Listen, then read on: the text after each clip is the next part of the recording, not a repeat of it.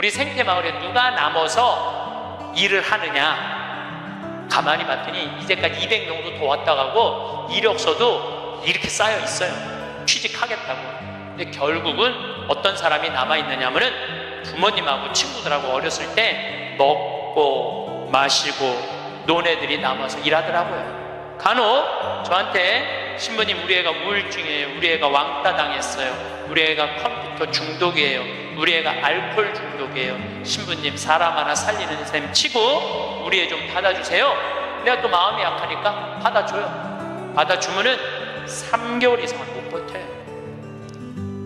본인이 그런다고 생태마을의 환경이 아무리 좋아도 그렇게 아까 얘기했죠. 먹어본 놈이 먹고 놀아본 놈이 노는 거라고. 어렸을 때 불행하게 자란 애들은요, 그 공동체 안에서 직장생활 못해요. 아니 KBS에서도 실험을 했잖아요. IQ 좋은 애, 성적 좋은 애, 생활기록부 좋은 애, 이거 쉽게 말하면 먹고 마시고 노는 애. 초등학교 6학년 때 요 성적표를 가지고 30년 후에 추적을 해봤어요. 누가 행복하게 사나? 그랬더니 IQ 좋은 애도 아니고 성적 좋은 애도 아니고 뭐 좋은 애야? 생활기록부 좋은 애, 먹고 마시고 노는 애들이요, 결국은 잘 살더라 이거예요. 결국은. 그러니까 여러분들 자식들한테 너 공부 잘해야지 행복하다는 얘기는 틀린 얘기예요. 이 얘기가 핀란드에서는 이미 결론이 난 거예요. 핀란드는 초등학교 입학 조건이 뭔지 아세요? 잘 노는 애. 잘 노는 애가 입학 조건이에요. 입학에 이제 학생들을 뽑으려고 전부 다 애들이 와 있잖아요. 근데 놀이시설을 딱 놀게 해요. 근데 한 애가 안 놀아. 그럼 부모 불러갖고 뭐라고 그러는지 알아요? 얘 유치원에 다시 보내라고. 왜 우리 애가 유치원에 가? 얘는 지금 노는 법을 모른다고. 놀아야지 사람이 되는 거예요. 놀아야지.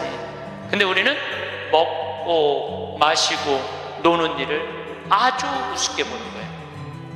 우리나라가 독일보다 4개월을 일을 더 해요. 4개월을 일을 더 하고 미국보다 3개월을 더 일을 해요. 1년에. 그런데 우리가 독일보다 잘 살아요? 미국보다 잘 살아요? 그렇게 뼈 빠지게 일을 하는데도 일한다고 돈 버는 게 아니에요. 제가 아주 재미난 일이 있었어요. 신나는 일이죠. 잠비아에 이제 우리 치과 의사들이 입원해서 1,400명 환자를 봤어요. 안과 의사 2분, 치과 의사 9분이 환자를 1,400명을 봤어요. 일주일에. 어마어마하게 환자를 봤죠. 근데 이제 그 의사가 4년째 나 따라다니는 의사가 나 가기 전에는 맨날 신부님 나 비행기에서 떨어져서 죽었으면 좋겠어요, 차가 와서 쳐서 죽었으면 좋겠어, 그랬던 의사예요. 근데 잠비아 봉사활동 가면서부터 사는 게 즐거운 거야. 내 걸 나누니까 자기 존재의 의미가 있는 거예요. 근데 이 의사가 참 돈을 많이 버는 의사예요. 그런데 왜 죽고 싶으냐? 건물은 큰 걸 사놓고 그 빚을 해대느냐고. 화장실 가는 게 아까웠고 물을 안 마셔. 오줌 누는 시간이 아까웠고 진료 시간이. 그러니까 사는 게 즐겁지 않은 거죠. 여러분들 인생에 정말 힘든 게 뭔지 아세요? 확장 이전이에요. 여러분들 괜히 아파트 20평에서 40평 넓혀가는 거, 장사 잘 되는 가게 10평에서 40평 넓혀가는 거 다 고통의 시작이야. 그냥 있는 데서 살아요. 뭐하러 확장 이전을 해. 행복하지 않았던 거야. 근데 잠비아를 떠나면서부터 사는 게 즐겁기 시작한 거예요. 그리고 내가 얘기했어요. 인생은 화장실도 안 가고 진료하는 게 인생이 아니야. 먹고 마시고 노는 게 인생이야. 제발 먹고 마시고 놀아. 그랬더니 그때부터 먹고 마시고 놀기 시작하는 거예요.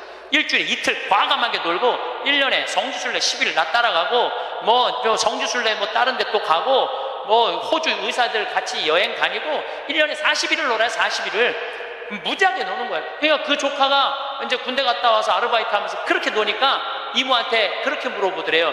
이모, 이 치과 월급은 나오는 거야? 이렇게 물어보더래요. 그런데 내가 물어봤어요. 그렇게 먹고 마시고 놀면서 진료할 때랑 화장실도 안 가고 진료할 때랑 어느 때 돈을 더 많이 버느냐? 그랬더니 요즘이 훨씬 많이 번대요.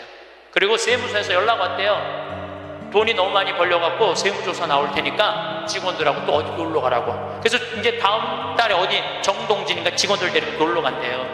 여러분들 집에서 청승 떨고 아무것도 안 마시고 지립대 일만 한다고 돈이 벌려지는 게 아니에요. 먹고 마시고 놀 때 돈도 많이 벌리는 거예요. 영상을 라디오처럼 편하게 틀어놓고 들으셔도 좋습니다. 구독과 좋아요, 알람 설정 꾹 눌러주세요. 황창현 신부님의 행복 특강 지금 바로 시작합니다. 사는 게 힘들다고 말한다고 해서 내가 행복하지 않다는 뜻은 아닙니다. 내가 지금 행복하다고 말한다고 해서 나에게 고통이 없다는 뜻은 정말 아닙니다. 마음의 문 활짝 열면 행복은 1000개의 얼굴로, 아니 무한대로 오는 것을 날마다 새롭게 경험합니다. 어디에 숨어있다 고운 날개 달고 살짝 나타날지 모르는 나의 행복과 숨바꼭질하는 설렘의 기쁨으로 사는 것이 오늘도 행복합니다. 영광이 성부와 성자와 성령께, 성부와 성자와 성령의 이름으로.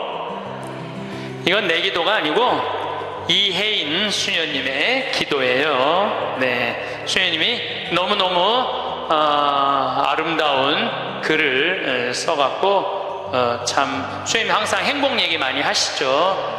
수녀님도 투병하시면서도 이렇게 멀리서 제가 이렇게 뵈면은 정말 하느님의 행복을 나눠주는 분 같아요. 자, 그렇다면 우리 인간은 잘 죽으려면 잘 살아야 돼요. 잘 사는 사람이 죽을 때 행복하게 죽을 수 있습니다. 이 세상에서 보통 안 먹고 안 마시고 안 놀고 고생한 사람이 70살에 당신 암이라고 그러면은 이분들이 공통적으로 하는 얘기가 있어요. 나는 억울해서 못 죽는다고. 공통적으로 하는 얘기가 그 얘기예요. 평생 고생만 하고 살았는데 나는 억울해서 못 죽는다고. 나는 호강해야 된다고. 이때부터 산삼을 캐와라, 좋은 의사를 대라, 다 소용없는 짓이에요. 그러니까 암 걸리기 전에, 당신 죽는다는 얘기하기 전에 이 삶을 만끽하고 삶의 기쁨 속에서 사실 필요가 있다는 겁니다. 그럼 우리나라 1살서부터 30살 행복하냐? 30살서부터 60살 행복하냐? 60살서부터 120살 행복하냐 이거예요. 제 얘기는 제가 왜 120살이라고 말씀드리느냐 하면 20년 전에 제가 강의할 때 앞으로 100세 시대 올 겁니다 라고 말씀드렸을 때 많은 할머니들이 이렇게 말했어요. 신부님, 끔찍한 소리 하지 마세요. 무슨 100살을 살아요? 그런데 요즘 텔레비전에 100세 안보장, 100세 연금보장 나와요, 안 나와요? 나오죠? 이런 거 나올 줄 꿈에도 몰랐을 거예요. 그럼 앞으로 20년 후에 텔레비전에서 100세 안보장, 100세 연금보장 나올까요? 20년 후에는 120세 안보장, 120세 연금보장 나오게 돼 있어요. 그렇다면 지금 60대신 분들은 앞으로 몇 년을 더 살아야 되느냐 하면은 60년을 더 살아야 돼요. 60년을. 아까 첫 시간에 제가 이런 말씀 드렸어요. 남편하고 자식들을 위해서 전부 바치지 말라고. 얼마만 바치라고? 반만 바치라고. 반은 누구를 위해서 남겨놔야 돼? 나를 위해서 남겨놔야 돼요. 내가 행복해야지 남편도 행복하고 자식도 행복한 거예요. 내가 불행한데 어떻게 남편하고 자식이 행복할 수 있습니까? 우리 부모님이 80 넘어 돌아가셨다. 한번 손 들어보세요. 80 넘어 돌아가셨다. 우리 부모, 이렇게 많아요. 부모님이 90 넘어 돌아가셨다. 손 들어보세요. 손 내리시고, 우리 부모님이 아직 90이 넘었는데 아직도 살아계시다. 손 들어보세요. 자, 혹시 우리 부모님 아니라 이모, 고모라도 100살이 넘은 사람이 있다. 한번 손 들어보세요. 거긴 몇 살이에요? 104살. 그 뒤에 분은 101살. 네. 보통 제가 이렇게 강의할 때 두 분 정도 100살 넘은 부모님 있다고 얘기를 해요. 두 분 정도. 무슨 얘기냐면은 지금 한국에 100살 넘은 사람이 몇 명이냐면 2만 명이에요. 2만 명. 100살 넘은 사람이, 아니 옆에 아무나 100살 넘은 사람이 있으니까 2만 명이 넘어요. 그럼 앞으로 20년 후에는 내가 보기엔 20만 명 훨씬 넘어요. 여기 그 대상자들 전부 앉아 있는 거예요. 대상자들 전부 앉아 있는 거예요. 그러면은 1살서부터 30살 행복하냐? 1살서부터 30살은 뭐 해야 되는 나이냐면은 엄마 아빠, 중요한 건 친구들하고 먹고 마시고 놀아야 되는 나이예요. 여러분들, 사람이 되려면 책상 안에서 공부를 해야지 사람이 되는 게 아니에요. 사람이 되려면은 친구들하고 어우러져서 뛰어놀아야지 사람이 돼요. 엄마 아빠랑 그 정을 느끼면서 뜨거운 어머니의 사랑, 아버지의 사랑을 느끼고 살아야지 사람이 되는 거예요. 책상 안에서 공부만 한다고 사람이 되는 게 아니에요. 근데 초등학교 1학년 애가 엄마 아빠 친구들이랑 좀 먹고 마시고 놀라고 그랬더니 엄마 아빠가 이렇게 말합니다. 이놈의 새끼야, 네가 지금 먹고 마시고 놀 시간이 어딨어? 공부해야지. 초등학교 1학년 애가. 제가 한동안 영어학원을 다녔어요. 잠비아 이제 가느냐고.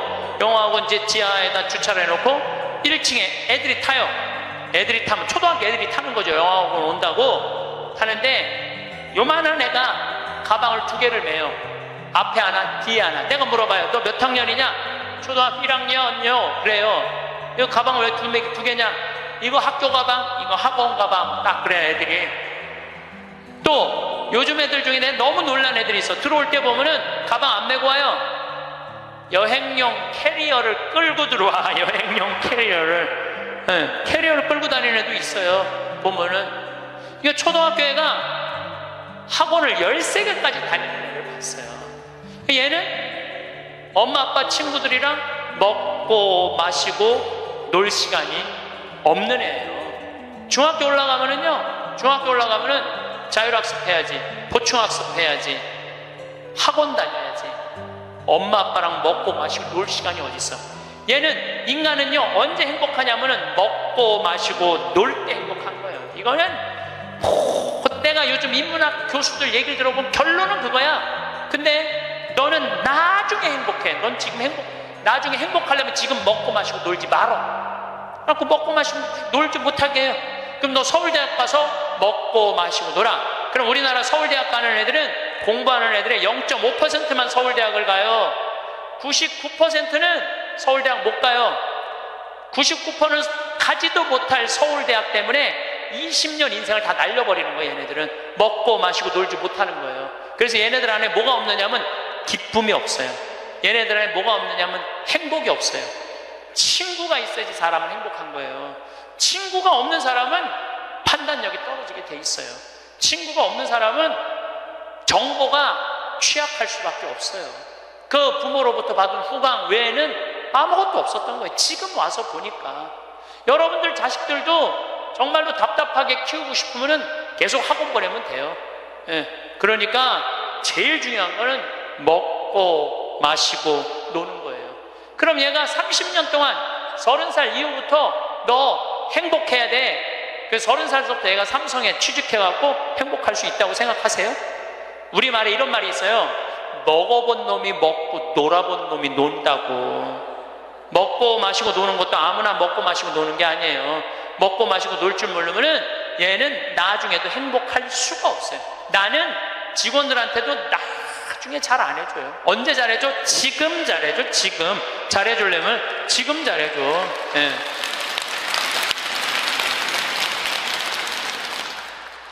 나는 가끔 무슨 공항에 20년 동안 청소하는 아줌마들 140만 원 월급 준다는 게 난 이해가 안 되더라고요. 그건 식구로 생각하는 게 아니에요. 우리 집에 와서 일하면은 내 식구인데 적어도 우리 집에서 일을 하면서 인간의 품위는 유지하고 살아야 될 거 아니에요. 그러니까 대우를 잘해줘요. 그런데 저는 학벌을 참 싫어해요. 그래서 우리는 학벌을 따지지 않아. 직원 채용할 때 서울대학을 나왔든 유학을 갔다 왔든 이대를 나오든 연대를 나오든 일반 대학을 나오든 중학교를 나오든 고등학교를 나오든 초등학교를 나오든 첫 월급은 똑같아. 다 210만 원이에요. 아무리 잘났어도 210만 원, 아무리 못났어도 210만 원. 거기서부터 내가 평가하겠다는 거예요. 그리고 왜 내가 학벌을 따지지 않느냐 하면은 매주 띄우는데 뭐하러 서울대 졸업장이 필요해? 매주만 잘 띄우면 되지. 그렇지 않아요? 아니 매주가 서울대생만 보면 나 잘 떠야 되겠다 이래요? 나는 행복한 사람이 매주도 잘 띄우더라고. 보니까 이번에 우리 생태마을에서 깻잎을 4.5톤을 땄어요. 깻잎 장아찌 하려고 4.5톤 어마어마하게 땄어요. 그런데 깻잎 따는데 뭐하러 그놈의 2대 졸업장이 필요해. 그냥 그 2대가 뭐라고 그 온 나라를 뒤집어가면서 2대 집어넣어갖고 참 웃기지도 않아. 우리는 깻잎 따는데 2대 졸업자 필요 없어. 뭐만 잘하면 돼? 깻잎만 잘 따면 돼. 깻잎만. 그런데 우리 생태마을에 이렇게 대우가 좋고 나는 나름대로 어제도 제가 새벽에 부모님하고 좀 어디를 좀 갈 일이 있어갖고 새벽 4시에 집을 나오는데 별이 이게 여러분들하고 같이 나누고 싶어. 근데 새벽 4시에 평창에 있어야 돼. 그 시간에 얼마나 영롱하고 아름다운지 참 좋아요. 너무너무 행복한 곳이에요 우리 생태마을. 그런데 우리 생태마을에 누가 남아서 일을 하느냐 가만히 봤더니 이제까지 200명도 더 왔다 가고 이력서도 이렇게 쌓여 있어요. 취직하겠다고. 근데 결국은 어떤 사람이 남아있느냐면은 부모님하고 친구들하고 어렸을 때 먹고 마시고 논 애들이 남아서 일하더라고요. 간혹 저한테 신부님 우리 애가 우울증이에요. 우리 애가 왕따 당했어요. 우리 애가 컴퓨터 중독이에요. 우리 애가 알코올 중독이에요. 신부님 사람 하나 살리는 셈 치고 우리 애 좀 받아주세요. 내가 또 마음이 약하니까 받아줘요. 받아주면은 3개월 이상을 못 버텨요. 본인이 그런다고 생태마을의 환경이 아무리 좋아도 그렇게 내가 아까 얘기했죠. 먹어본 놈이 먹고 놀아본 놈이 노는 거라고. 어렸을 때 불행하게 자란 애들은요 그 공동체 안에서 직장생활 못해요. 아니 KBS에서도 실험을 했잖아요. IQ 좋은 애, 성적 좋은 애, 생활기록부 좋은 애, 이거 쉽게 말하면 먹고 마시고 노는 애. 초등학교 6학년 때 요 성적표를 가지고 30년 후에 추적을 해봤어요. 누가 행복하게 사나? 그랬더니 IQ 좋은 애도 아니고 성적 좋은 애도 아니고 뭐 좋은 애야? 생활기록부 좋은 애, 먹고 마시고 노는 애들이요 결국은 잘 살더라 이거예요. 결국은. 그러니까 여러분들 자식들한테 너 공부 잘해야지 행복하다는 얘기는 틀린 얘기예요.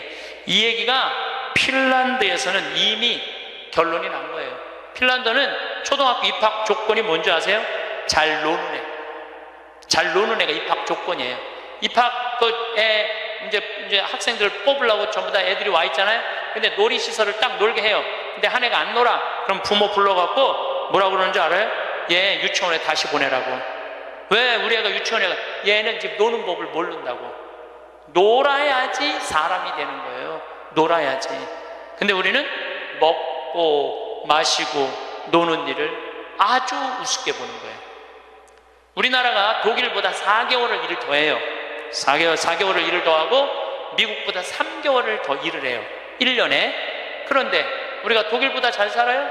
미국보다 잘 살아요? 그렇게 뼈 빠지게 일을 하는데도 일한다고 돈 버는 게 아니에요.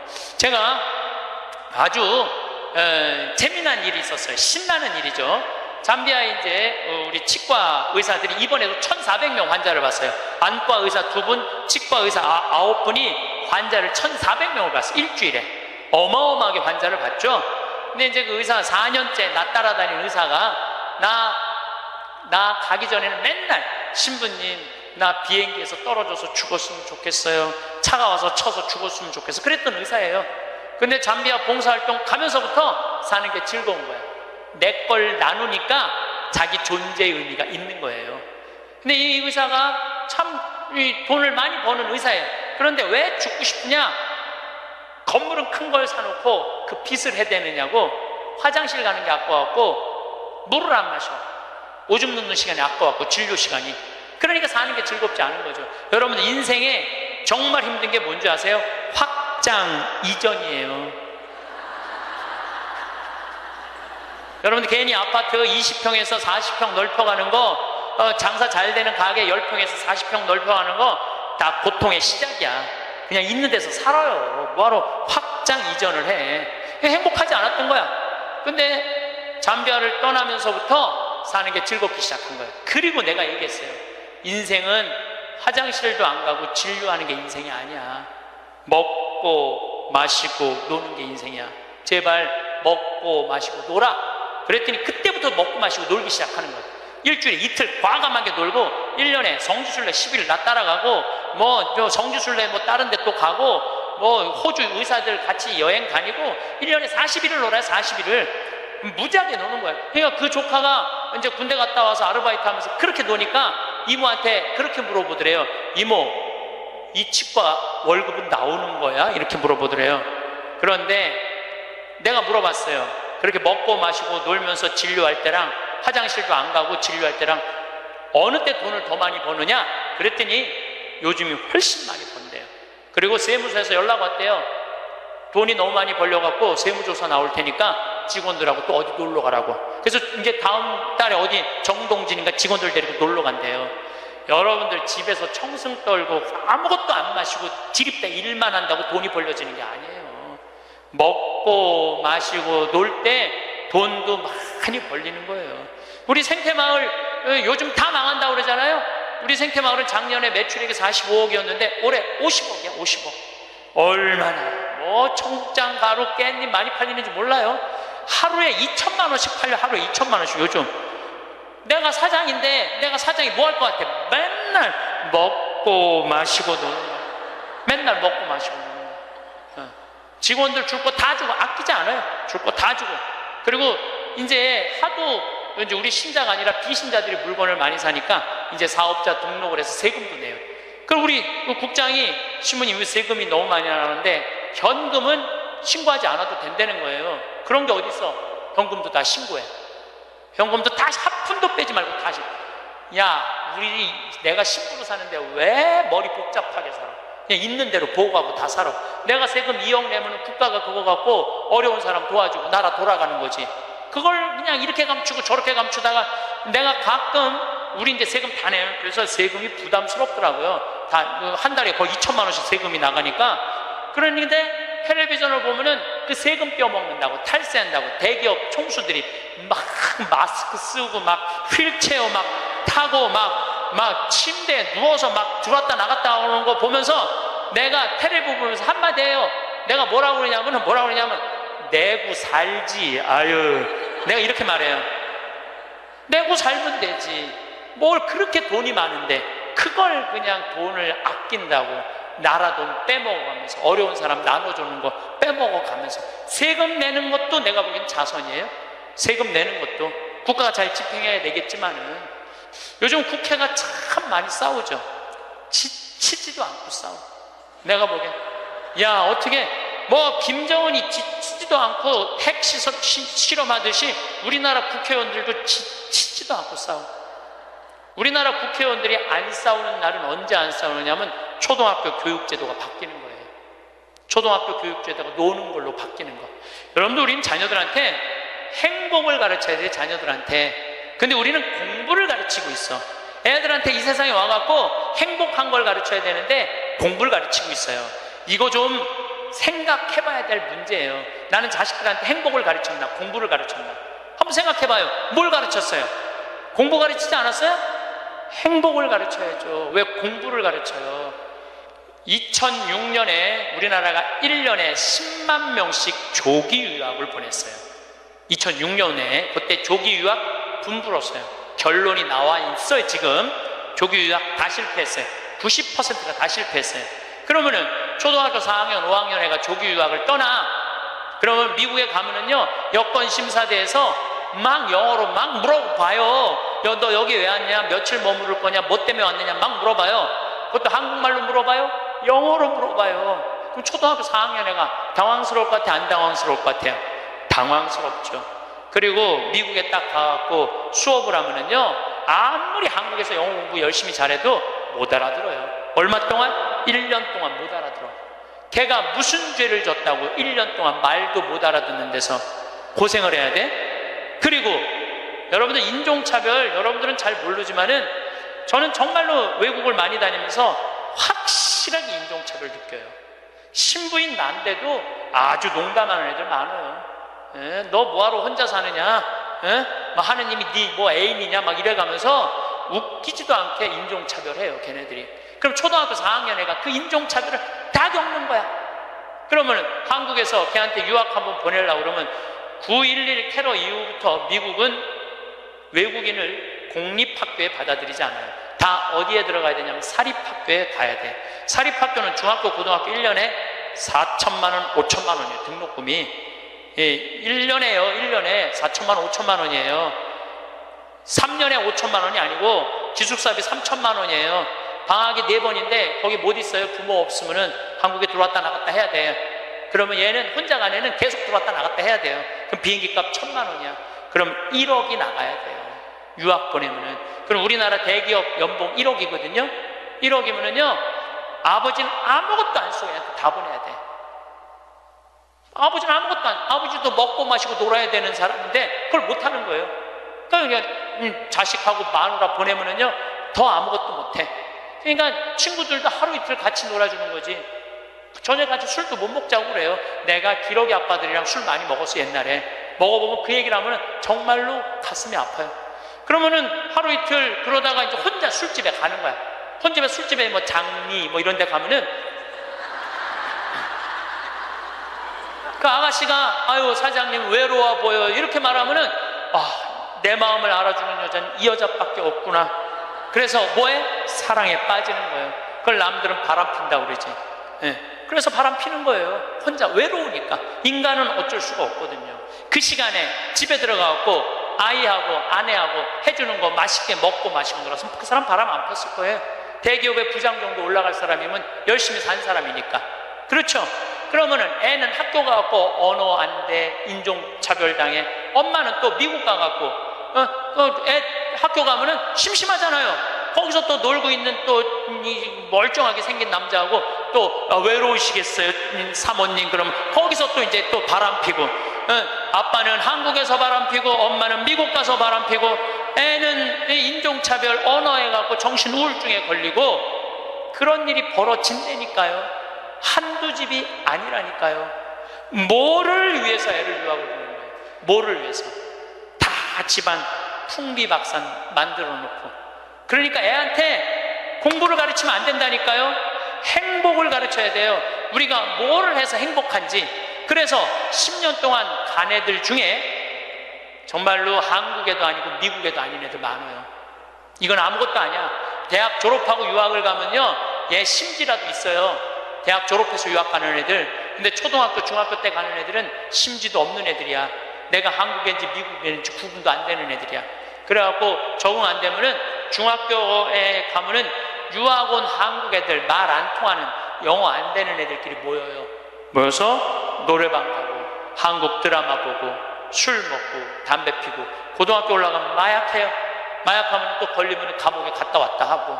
정말로 이 아이의 출세를 위해서, 이 아이의 미래를 위해서 유학을 보냈는데 아버지도 바람피고 엄마도 바람피고 애는 마약하고. 이런 집이 한두 집이 아니라니까요. 너무너무 많은 거예요. 이런 집이. 성공하는 비율은 10%밖에 안 된대요. 10%밖에. 그러니까 90%는 다 망가지는 거야. 그래갖고 이제 한국에 돌아오면은 집안이 완전히 망가진 거야. 애는 집에서 나가지도 않고. 왜냐하면 유학이라는 건 갔다 왔는데 대학을 졸업한 것도 아니고 한국에서 취직되는 것도 아니고, 그러니까 아무것도 못하는 거야. 그래서 나한테 와서 신부님 얘 좀 고쳐달라는 거야. 자기가 10년 동안 망가뜨려 놓고 나한테 1시간 만에 고쳐달라는 거야. 내 안수하면 손에서 아무것도 안 나오는데 뭘로 고쳐 내가. 그런데 이제는 1년에 10만 명씩 받은 게 이제 3만 명밖에 안 가요. 왜? 실패한 게 결론이 났으니까. 나는 그러지 말자는 거예요. 그 1년에 1억씩 유학비 보낼 돈 있으면 그 돈 갖고 한국에서 엄마 아빠 자식이랑 행복하게 먹고 마시고 놀으라는 거예요. 그럼 이 집은 깨지지도 않고 애는 아주 건강하게 자랄 거예요. 우리가 아주 중요한 거를 놓치고 있는 거예요. 별거 없어. 인생이 뭐 그렇게 복잡해? 그리고 여러분들 출세, 그것도 해봐야. 난 텔레비전 보면서 출세하는 거 하나도 안 부러워요. 어떻게 보면 여러분들이 훨씬 행복한 분들이에요. 그렇다면은 30살에서부터 60살은 행복하냐? 대한민국에. 자, 이 30살에서부터 60살은 저는 인생의 황금기라고 생각해요. 여러분들, 여행은 가슴이 떨릴 때 가야지 다리가 떨릴 때 가면 안 된다니까요. 근데 이때 가야 될 때야. 그런데 자식 공부시킨다고, 자식 출세시킨다고 나는 안 먹고 안 마시고 안 놀아. 30년 동안 그랬어. 그럼 이 사람은 30년 동안 껍데기 인생을 산 거예요. 자기 인생 산 거 아니에요. 자식만을 위해서 살았다고. 나는 자식 하나 잘 되면은 엄마의 기쁨이라고 그러는데, 그것도 옛날에 45, 46까지 살 때 얘기예요. 이제 여러분들 120살 살면은요, 자식이 90이 돼버려요. 그 자식 출세하는 거 여러분들 행복하고는 아무 상관이 없어요. 70살, 80살 된 자식하고 90살, 100살 된 여러분들하고 아무 상관이 없어요. 어떤 아버지가 딸을 공부를 잘 가르쳐놨어. 서울대학을 졸업하고 삼성에 취직을 했어. 근데 이 딸이 잘난 척하고 남자 알기를 우습게 알고 시집을 한 거, 혼자 사는 거야. 아버지는 딸이 시집 가갖고 손자도 좀 안겨주고 좋은데 시집 가갖고 자기 호강도 시켜주기를 바랬는데 이게 혼자 사는 거예요. 설날 왔어 딸이. 그래서 아버지가 한마디 해요. 너 뭐가 부족해서 시집 안 가고 혼자 살고 있느냐고. 제발 시집 좀 가라고. 네가 학벌이 부족하냐, 미모가 부족하냐, 뭐가 부족한데 시집을 안 가냐고. 그랬더니 딸이 아버지를 보고 한다는 소리가, 아버지 답답한 소리 하지 말라고. 요즘 시집 가는 게 얼마나 힘든지 알아요? 뭐가 힘들어? 넌 부족한 거 없어. 다 갈 수 있어. 그랬더니 아버지 한심한 소리 하지 말라고. 여러분들, 자식을 대통령 만들고 싶으면요, 여러분들이 먼저 대통령이 돼야 돼요. 자식을 출세시키고 싶으면 여러분들이 먼저 출세해야 돼요. 자식을 철들게 키우고 싶으면 누가 먼저 철이 들어야 돼? 여러분들이 먼저 철이 들어야 돼요. 그런데 여러분들이 30살부터 60살까지 자식 출세만 바란다고 빈 껍데기로 30년을 살았어. 근데 여러분들이 철이 들 것 같아요? 지금 대한민국에 30살부터 60살 철든 사람이 얼마나 있을 것 같아요? 그래서 유학 보내고 자기는 한국에서 바람피고 아내는 미국 가서 바람피고 애는 정신병이 들어요? 철이 안 드는 거예요. 삶의 의미가 뭔지 모르고 살고 있는 거예요. 진정한 삶의 기쁨이, 진정한 삶의 행복이 뭔지 모르고 사는 거예요. 정말로 자식을 행복하게 키우고 싶어? 여러분들이 행복해야 돼요. 여기 이 세익스피어가 아주 재미난 글을 썼어요. 중년에게 주는 9가지 교훈이라는 글을 썼어요. 한번 이 사람 한 몇 년, 한 400년 전 사람이 쓴 것 같은데 보세요. 첫째, 학생으로 계속 남아있어라. 배움을 포기하는 순간 우리는 폭삭 늙기 시작한다. 그러니까 여러분들, 학생이기를 포기하면 안 된다는 거예요. 끊임없이 배워야 돼. 애만 배우는 게 아니야. 여러분들 배우셔야 돼요. 공부도 하고. 저는 제가 30살에 환경공학을 공부했어요.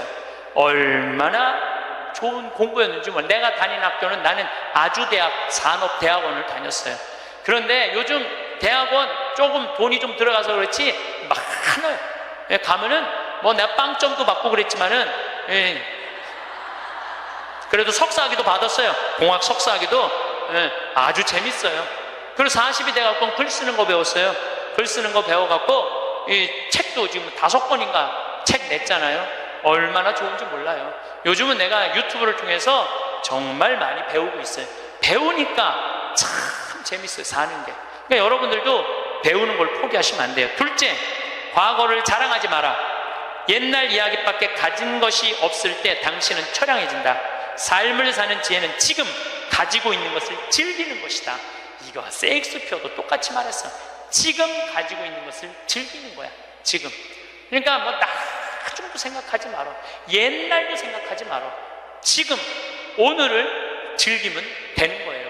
있는 돈 갖고 나중에 쓰려고 그냥 쥐고 있지 말고 쓰세요. 내가 쓰라는 건 사치하라는 게 아니에요.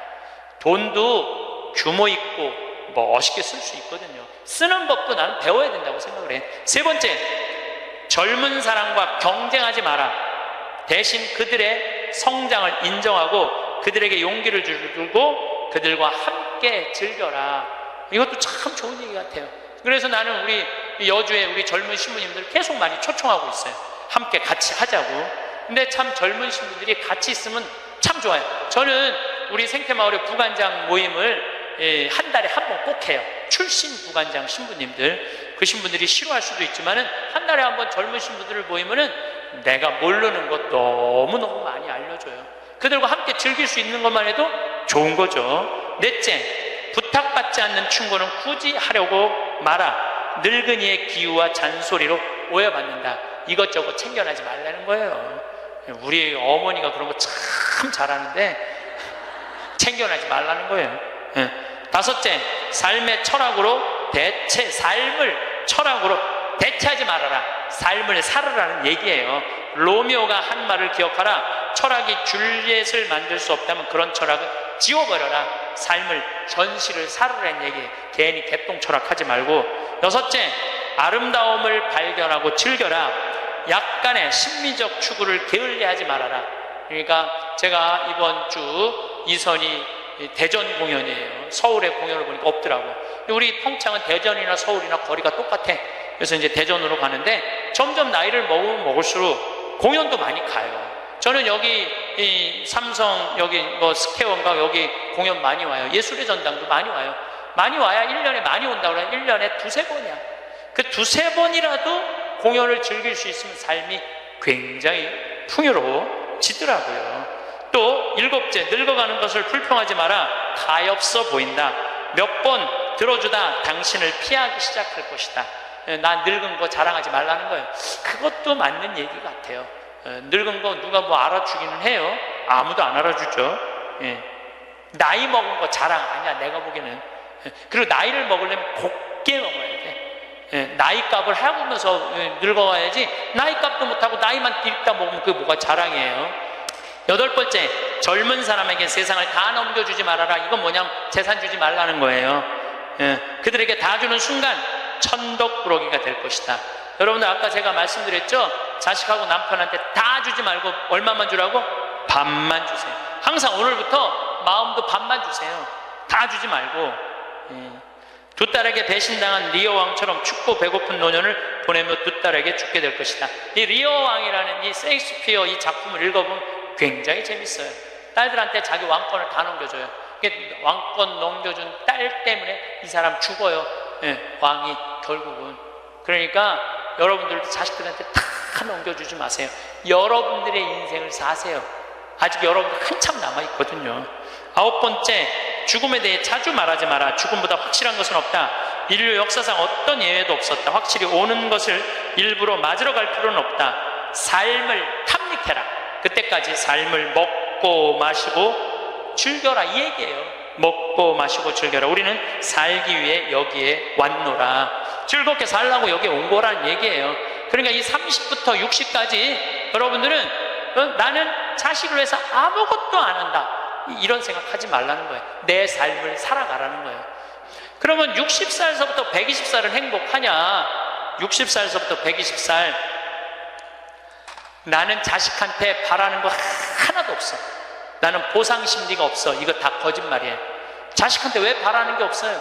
얼마나 많이 바라는데요. 자식이 용돈 안 갖다 주고 전화 안 하고 찾아오지 않으면 섭섭하다고 얘기합니다. 여기 있는 분들 다 그렇게 얘기해요. 얘기 안 하는 분들 거의 없다고 보면 돼요. 그런데 여러분들 60살서부터 120살까지 어떻게 자식이 60년 동안 효도를 할 수가 있어요? 그게 가능하다고 얘기 그런 생각 드세요? 나는 60년 동안 효도 받아 먹을 거야. 60살서부터 120살까지. 이거는 있을 수 없는 얘기예요. 그리고 늙어서 자식이 효도하면 행복하고 자식이 효도하지 않으면 불행하고. 왜 늙어서 행복을 자식한테 떠넘겨? 그냥 내가 행복하면 안 돼? 왜 자식한테 그걸 힘든 걸 넘겨요? 그리고 여러분들 자식들 중에 여러분들 집에 태어나고 싶어서 태어난 놈은 한 놈도 없어요. 여러분들이 좋아서 난 거지. 그러니까 뭘로 끝내야 되냐면 키운 걸로 끝내야 돼. 그런데 보상 심리가 있어요. 내 자식이 의사야. 그러면 내 주머니에 돈이 1,000만 원 있어도 이 할머니 절대 너 돈으로 가서 안 사 먹어. 뭐라 그러냐? 왜 내가 내 돈 주고 사 먹어? 잘난 의사 있는데. 나는 의사 아들이 와서 사줄 때까지 나는 기다릴 거야. 기다려. 1년이고 2년이고 기다려. 의사 아들이 와서 사줄 때까지. 근데 여러분들 자식이 무슨 무당이야? 막 수술하다가 엄마가 오늘 갈비 먹고 싶어 하네? 내가 가서 갈비 사줘야지. 전화해요. 엄마, 내가 막 수술하다가 생각이 나는데 엄마 오늘 갈비 먹고 싶었지? 내가 오늘 가서 사줄게 라고 전화하는 자식은 대한민국에 단 한 명도 없습니다. 지금 70, 80대 나 갈비 먹고 싶은 거 누구만 알아? 나만 알아요. 여러분들 이걸 아셔야 돼요. 여러분들은 자식 생각밖에 없지만 자식은 여러분들 생각 없어요. 그건 확실합니다. 왜냐면 이게 실험의 결과가 나왔어요. 어떤 실험을 했느냐면 요즘은 사랑의 감정을 촬영할 수 있대요. 그리고 할머니들한테 젊은 자식들 사진을 보여주고 뇌파 촬영을 해보니까 막 그냥 뇌파가 난리도 아니라는 거예요. 자식 사랑의 감정 잘된 자식은 좋아갖고 막 난리고 못된 자식은 그게 안타까워갖고 막 난리가 아니라는 거예요. 그러니까 여러분들은 자식 보면은 뇌가 막 진동을 해. 사랑의 감정이. 그런데 자식한테 늙은 엄마 사진을 보여주고 뇌파 촬영을 해보니까 아무 반응이 안 일어나는데, 내가 이거 KBS에서 봐서, KBS에서 의사들이 실험하는 거를. 그러니까 여러분들은 자식 생각하는 거하고 자식이 여러분들 생각하는 거하고는 이건 차원이 달라요. 차원이 정말 생각 없어요. 저도 어머니 아버지 86, 84살이에요 그런데 내가 막 신부됐을 때 어머니 60이었을 때 어머니가 그래서 늙으면 죽어야 된다고. 그때 이제 효도할 때가 됐는데 죽으면 안 되지. 그래갖고 어머니 아버지 모시고 파리, 로마, 이스라엘, 베이징, 뭐 우리나라 금강산, 백두산, 우리나라 좋대는데 온천 다 모시고 다녔어요. 왜 모시고 다녔느냐 하면 죽는 데니까 빨리 보여줘야 될 거 아니야. 죽기 전에 5년 동안. 근데 요즘은 어머니가 늙으면 죽어야 돼 그 소리 하면 막 화가 나요. 왜 화가 나냐면 그 얘기한 지 24년이 지났어. 24년 죽을 기미가 안 보여요. 요즘 어떻게 잘 드셔서 그런지 완전히 얼굴이 새색시 같아. 새색시. 얼마나 이쁜지 몰라. 그러니 죽겠어요? 안 죽어요. 그럼 24년을 내가 효도를 할 것 같아요? 5년 하고 끝났어요. 나도 5년 하고. 요즘은 나 강의 막 다니다 보면 한 달 동안 한 번도 생각 안 할 때 있어요. 한 번도. 근데 어머니는 아침에 일어나고 제일 먼저 나 위해서 묵주기도 20단 한대요. 하루 종일 아들 생각하는 거지. 집에 가보면 온통 내 사진이야. 그냥 온통 내 사진. 그런데 놀라운 건 우리 사제관은 어머니 아버지 사진 하나도 없어요. 하나도. 그런데 나만 그렇겠어요? 여러분들 자식들 먹고 살기 바쁜데 생각 안 해요. 그러니까 이제 내 인생의 주인공은 누구라고 생각하면 돼? 나라고 생각하면 돼. 그러니까 내가 지금 갈비 먹고 싶은 거 누구만 알아? 나만 알아. 그럼 누가 사줘야 돼? 내가 사줘야 돼. 누구 돈으로? 내 돈으로. 무슨 돈으로? 집 잡혀서 사줘야 돼요. 집 잡혀서. 그런데 우리나라 노인이 지금 700만 명이 65세 이상이. 그러면은 부부가 산다고 하면 350만 세대죠. 350만 세대 중에 집 잡혀서 주택연금으로 사는 세대는 3만 5천 세대에 지금. 그럼 100명 중에 1명만 연금으로 사는 거예요. 자, 나 65세 넘었다. 한번 손 들어봐. 65세 넘었다.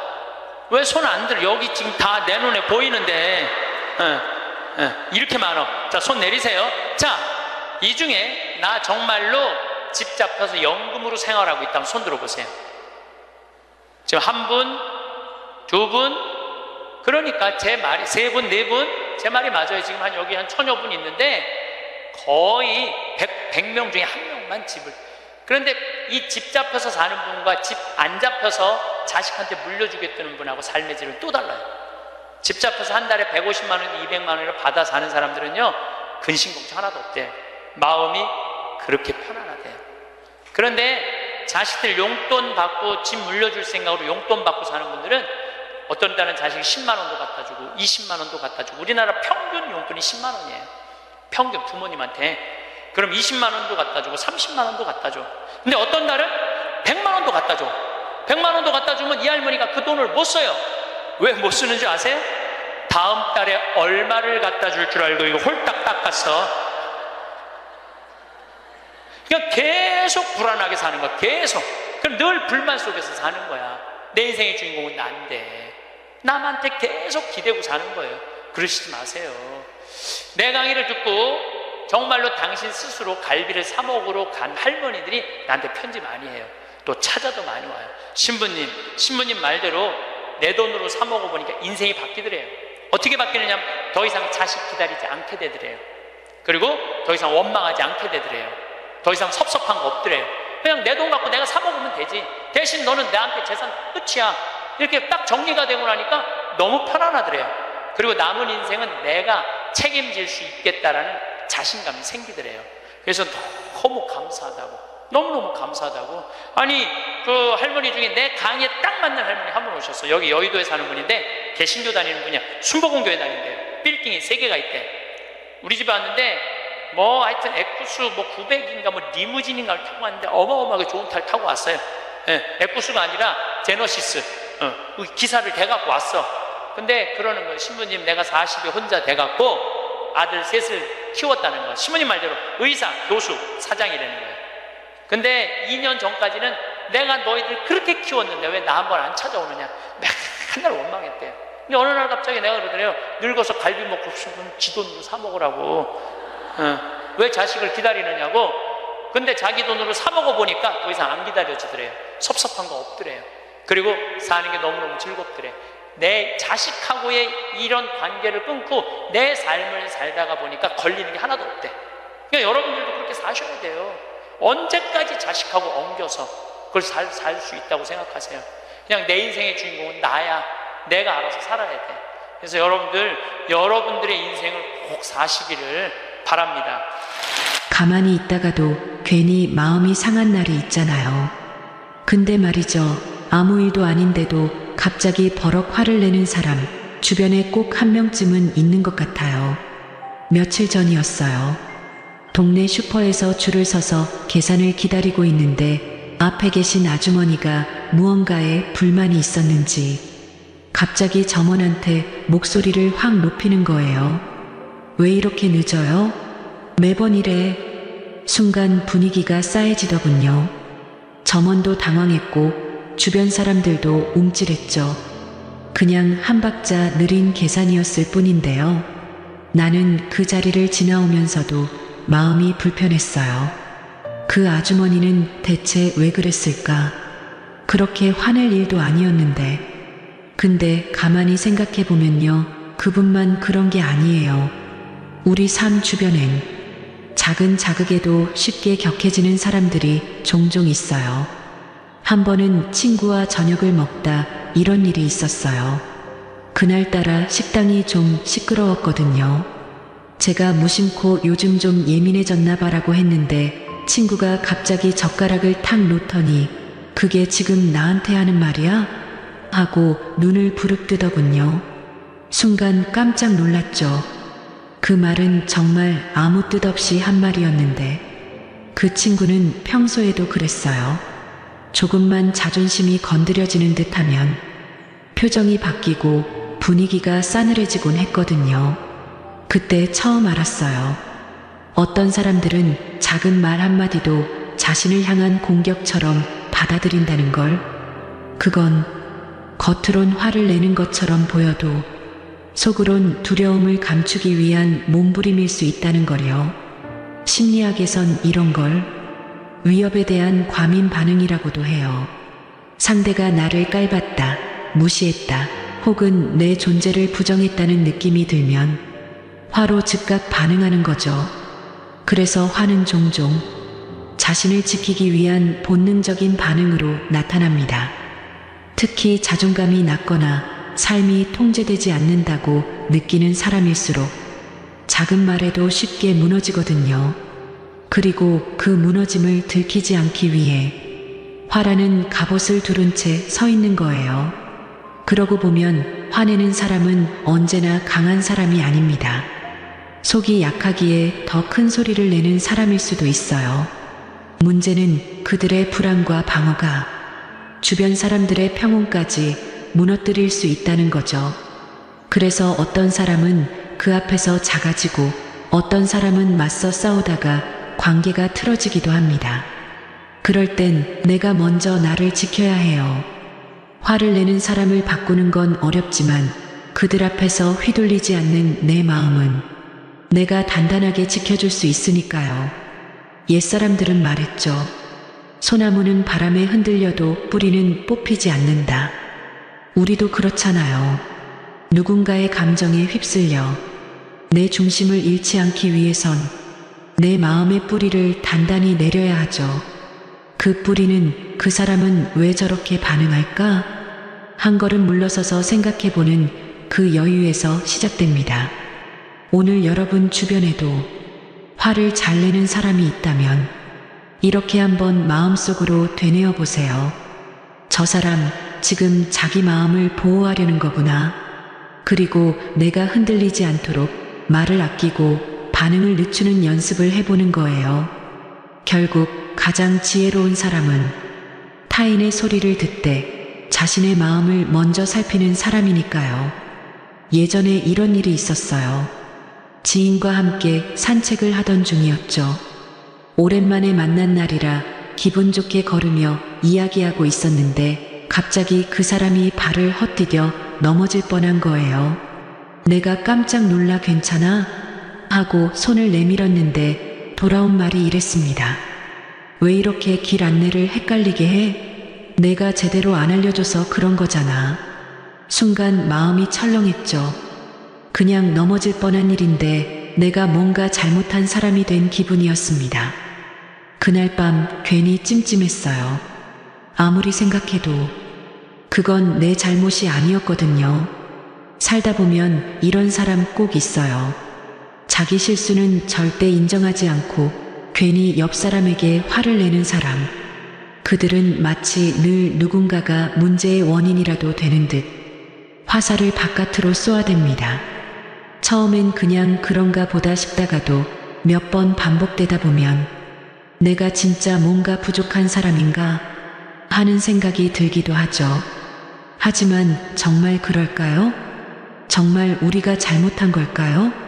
사실 그런 사람들은 자기 실수를 마주할 용기가 부족한 경우가 많습니다. 왜냐고요? 자신이 틀렸다는 걸 받아들이는 순간 마치 자존감이 무너지는 느낌을 받기 때문이에요. 그래서 뭐든 남 탓으로 돌려야 스스로를 지킬 수 있다고 생각하죠. 그게 그들의 방식이에요. 그건 공격처럼 보이지만 사실은 방어에 가까운 행동입니다. 심리학에서 이걸 투사 프로젝션이라고 부르는데요. 내가 받아들이기 어려운 감정이나 실수를 다른 사람에게 떠넘기는 거예요. 너 때문이야. 내가 이러는 건 내 탓이야. 이런 말들을 반복하는 사람은 실은 자신과 마주할 용기가 없다는 뜻입니다. 자기 안의 부끄러움, 불안, 두려움을 그대로 견디기 힘드니까 가장 가까운 사람에게 감정을 떠넘기며 자신을 지키려 하는 거죠. 하지만 문제는 그 화살을 맞는 쪽은 늘 우리라는 겁니다. 가족일 수도 있고 친구일 수도 있고 가끔은 직장 동료나 낯선 사람일 수도 있죠. 그리고 그 감정을 계속해서 맞다 보면 언젠가부터 우리 마음도 무뎌지거나 스스로를 의심하게 돼요. 그런데요, 그 순간 이렇게 말해보세요. 그건 내 책임은 아니야. 조용히 단호하게 그 말을 마음속에서부터 꺼내요. 자신에게 들려주는 거예요. 예전에 어떤 후배가 제게 이런 말을 했습니다. 선배, 저 그 사람 앞에선 항상 작아지는 것 같아요. 말투도 바뀌고 표정도 조심하게 되고 왜 그런지 모르겠어요. 저는 말했죠. 너는 잘못한 게 없는데 상대의 불안한 감정이 너한테 흘러왔을 뿐이야. 그 말을 듣고 후배가 눈물을 훔쳤어요. 그동안 자기가 늘 부족해서 그런 줄 알았대요. 사람은 누구나 실수를 해요. 그건 당연한 일이죠. 그런데 그 실수를 인정하는 게 두려워. 남에게 책임을 미루는 사람은 결국 자기 자신도 외면하고 있는 거예요. 우리는 그들의 두려움을 대신 짊어질 필요가 없습니다. 그 사람의 감정은 그 사람의 목, 내 감정은 내 몫이에요. 그 경계를 잘 지키는 것이 건강한 관계의 시작이더라고요. 퇴계 이황 선생은 이런 말씀을 하셨어요. 지혜로운 자는 타인의 마음을 받아들이되 자신을 잃지 않는다.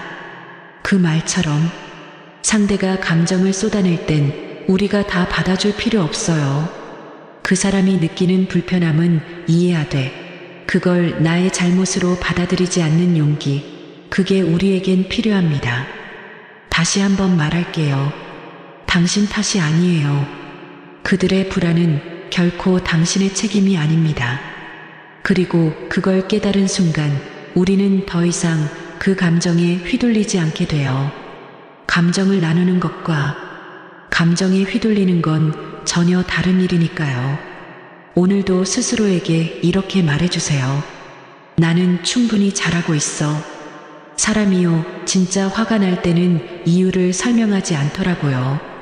그냥 얼굴이 달아오르고 숨이 가빠지고 말투가 달라지죠.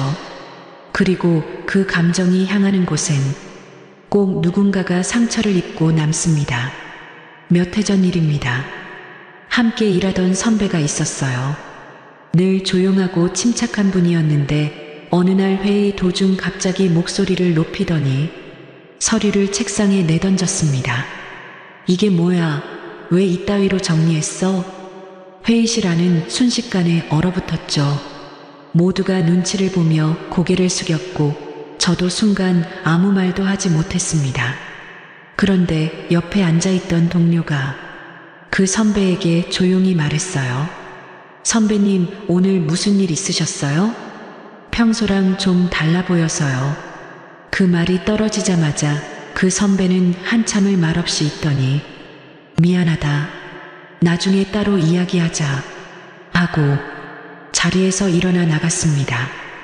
그날 저녁 선배는 조용히 제게 털어놨습니다. 요즘 집안일이 너무 힘들었다고, 마음이 자꾸 헛돌았다고 그날 화를 낸 것도 회의 때문이 아니라 쌓이고 쌓인 감정이 폭발한 거였다고요.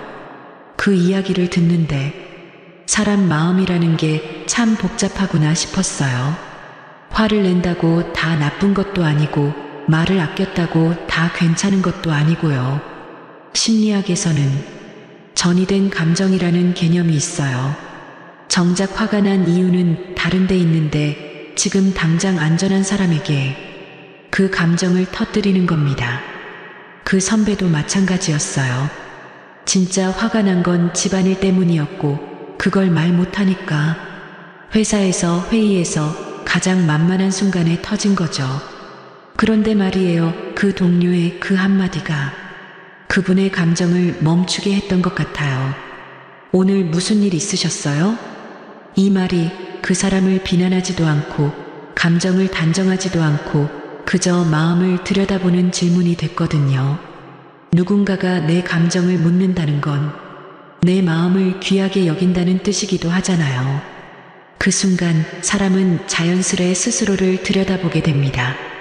내가 왜 이렇게 화가 났는지, 정말 그 이유가 지금 이 상황 때문이었는지, 그리고 그런 자각은 화를 멈추는 가장 첫걸음이 됩니다. 많은 사람들이요, 화를 낼 땐 본인도 잘 몰라요. 왜 이러는지, 왜 이렇게 예민한지, 그저 격해진 감정에 휩쓸리고 있을 뿐이에요. 그럴 때 그들의 감정을 억누르기보단 그 감정이 어디서 왔는지 묻게 해주는 말이 필요합니다. 지금 이 상황 때문이 아닌 것 같아 보여요. 혹시 다른 걱정이 있었나요? 그 말이 불타는 마음에 찬물 한 바가지를 끼얹는 게 아니라 조용히 불씨를 끄는 바람처럼 작용합니다. 율곡 이인은 이렇게 말했어요. 정의하거든 그것을 따르지 말고 깨달음으로 다스리라. 화를 다스리는 건 억지로 누르는 게 아니라 스스로 깨닫게 하는 과정이더라고요. 그래서 감정이 휘몰아치는 사람 앞에 섰을 땐 내가 먼저 진정하고 그들의 마음을 향해 조용히 한마디를 건네보세요. 내가 뭘 잘못했다면 미안해요. 근데 오늘 뭔가 힘들어 보이세요. 그 한마디가 내 마음도 지키고 상대의 감정도 가라앉히는 가장 강한 말이 될 수 있어요. 화를 멈추게 하는 건 큰 소리도 논리도 아니에요. 그저 마음을 바라보는 짧은 질문 하나. 그 질문을 할 줄 아는 사람이 진짜 강한 사람이더라고요. 오늘 누군가의 격해진 마음 앞에서 당신의 그 한마디가 누군가를 살릴 수도 있습니다. 그리고 그 말을 꺼낸 당신 역시 스스로를 지킬 수 있게 될 겁니다. 사람하고 다투고 나면 참 이상하게도 말을 하지 않았던 그 침묵이 오래 마음에 남더라고요. 한마디라도 해줬으면 그 자리를 그냥 떠나지만 않았어도 나는 그날을 그렇게까지 힘들게 기억하진 않았을 텐데 말이에요. 예전에 가족 중 한 명과 크게 다툰 적이 있었어요. 서로 말이 격해졌고 상대는 얼굴을 붉히며 거실을 나가 문을 쾅 하고 닫아버렸죠. 남겨진 나는 그 문소리에 더 상처를 받았어요. 아, 이제 나랑 이야기할 마음도 없구나. 내가 너무 심했나? 무슨 말을 해야 할까? 그날 밤 수없이 그 순간을 곱씹었죠. 상대가 떠났기 때문이 아니라 말 한마디 없이 떠났기 때문에 내 마음은 그 자리에 오래 머물러 있었어요. 사람은요, 말없이 자리를 떠나는 사람 앞에서 오해를 상상으로 채워넣습니다. 나를 무시한 걸까? 이 관계는 이제 끝인가? 나는 중요한 사람이 아닌가 봐. 그렇게 내 안에서 또 다른 감정이 피어나는 거예요. 억울함, 외로움, 그리고 미움까지. 그래서 우리는 배워야 해요. 거리를 두는 것과 마음을 닫는 것은 전혀 다르다는 걸. 사람이 감정적으로 격해졌을 땐 무조건 대화를 이어가는 것이 오히려 독이 될 수 있어요. 감정의 온도가 너무 올라가면 그 열기에 다 타버릴 수도 있거든요. 그럴 땐 잠시 멈추는 게 필요합니다. 단 아무 말 없이 멈추면 안 됩니다. 그 순간 서로에게 다리를 놓는 한마디가 필요해요. 지금은 우리가 서로 너무 감정적이야. 잠깐 시간 좀 갖자. 나중에 다시 이야기하고 싶어. 이 말 하나가 그 자리에서 바로 오해를 걷어내줍니다. 나는 대화를 포기한 게 아니라는 것, 이 관계를 버리고 싶은 게 아니라는 것, 그 마음을 표현해주는 게 중요해요. 예전에 아는 분 중에 늘 싸움이 생기면 말도 없이 사라지는 사람이 있었어요. 연락도 안 되고 얼굴도 안 비치고 그분은 그렇게 말하더군요. 화나면 그냥 아무 말도 하기 싫어서. 근데 그 방식이 반복될수록 사람들은 그를 믿지 않게 됐어요. 불편한 대화를 회피하는 사람, 자신의 감정만 생각하는 사람으로 여겨졌죠.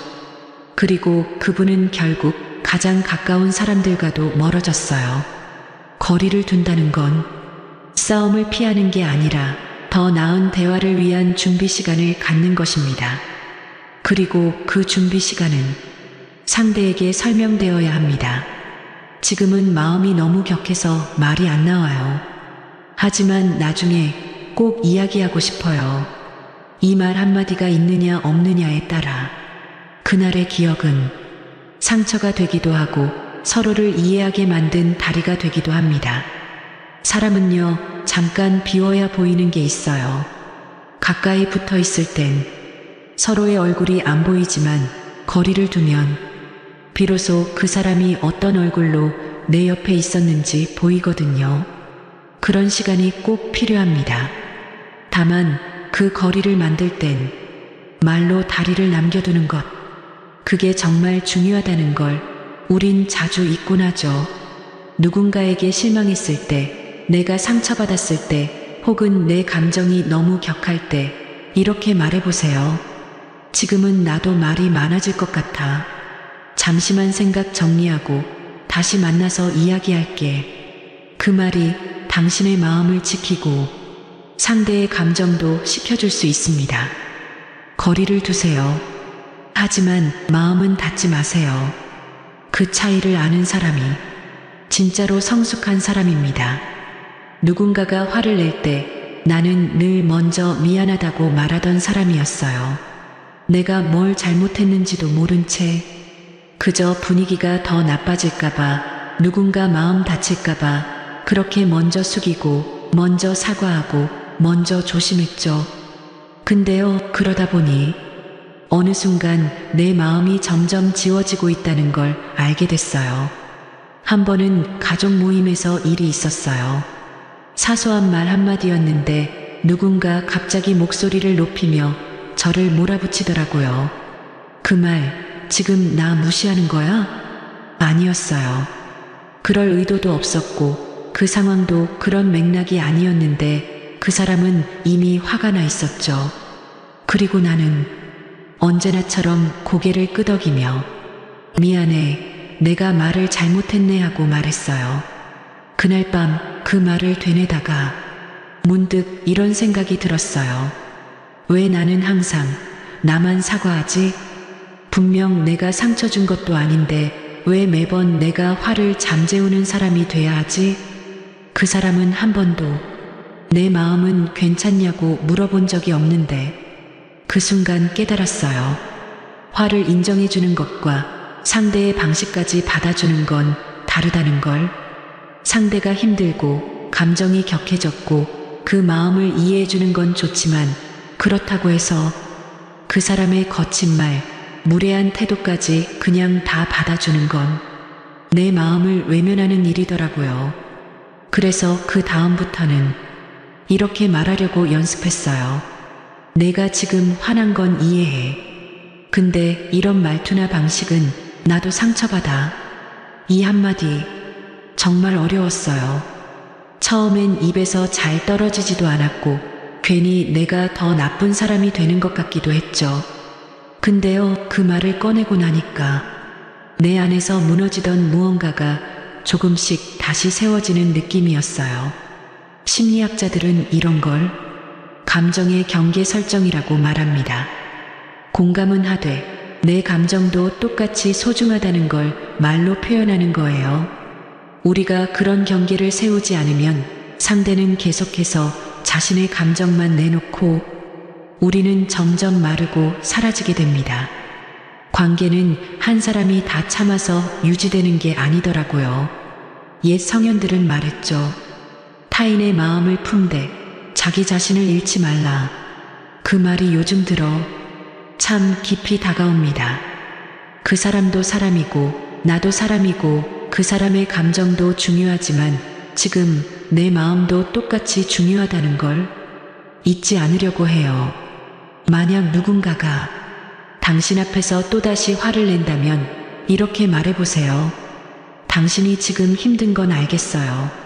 근데 이렇게 말하면 나도 힘들어져요. 이 말은 상대를 거절하는 말이 아니라 자신을 지키는 선언입니다.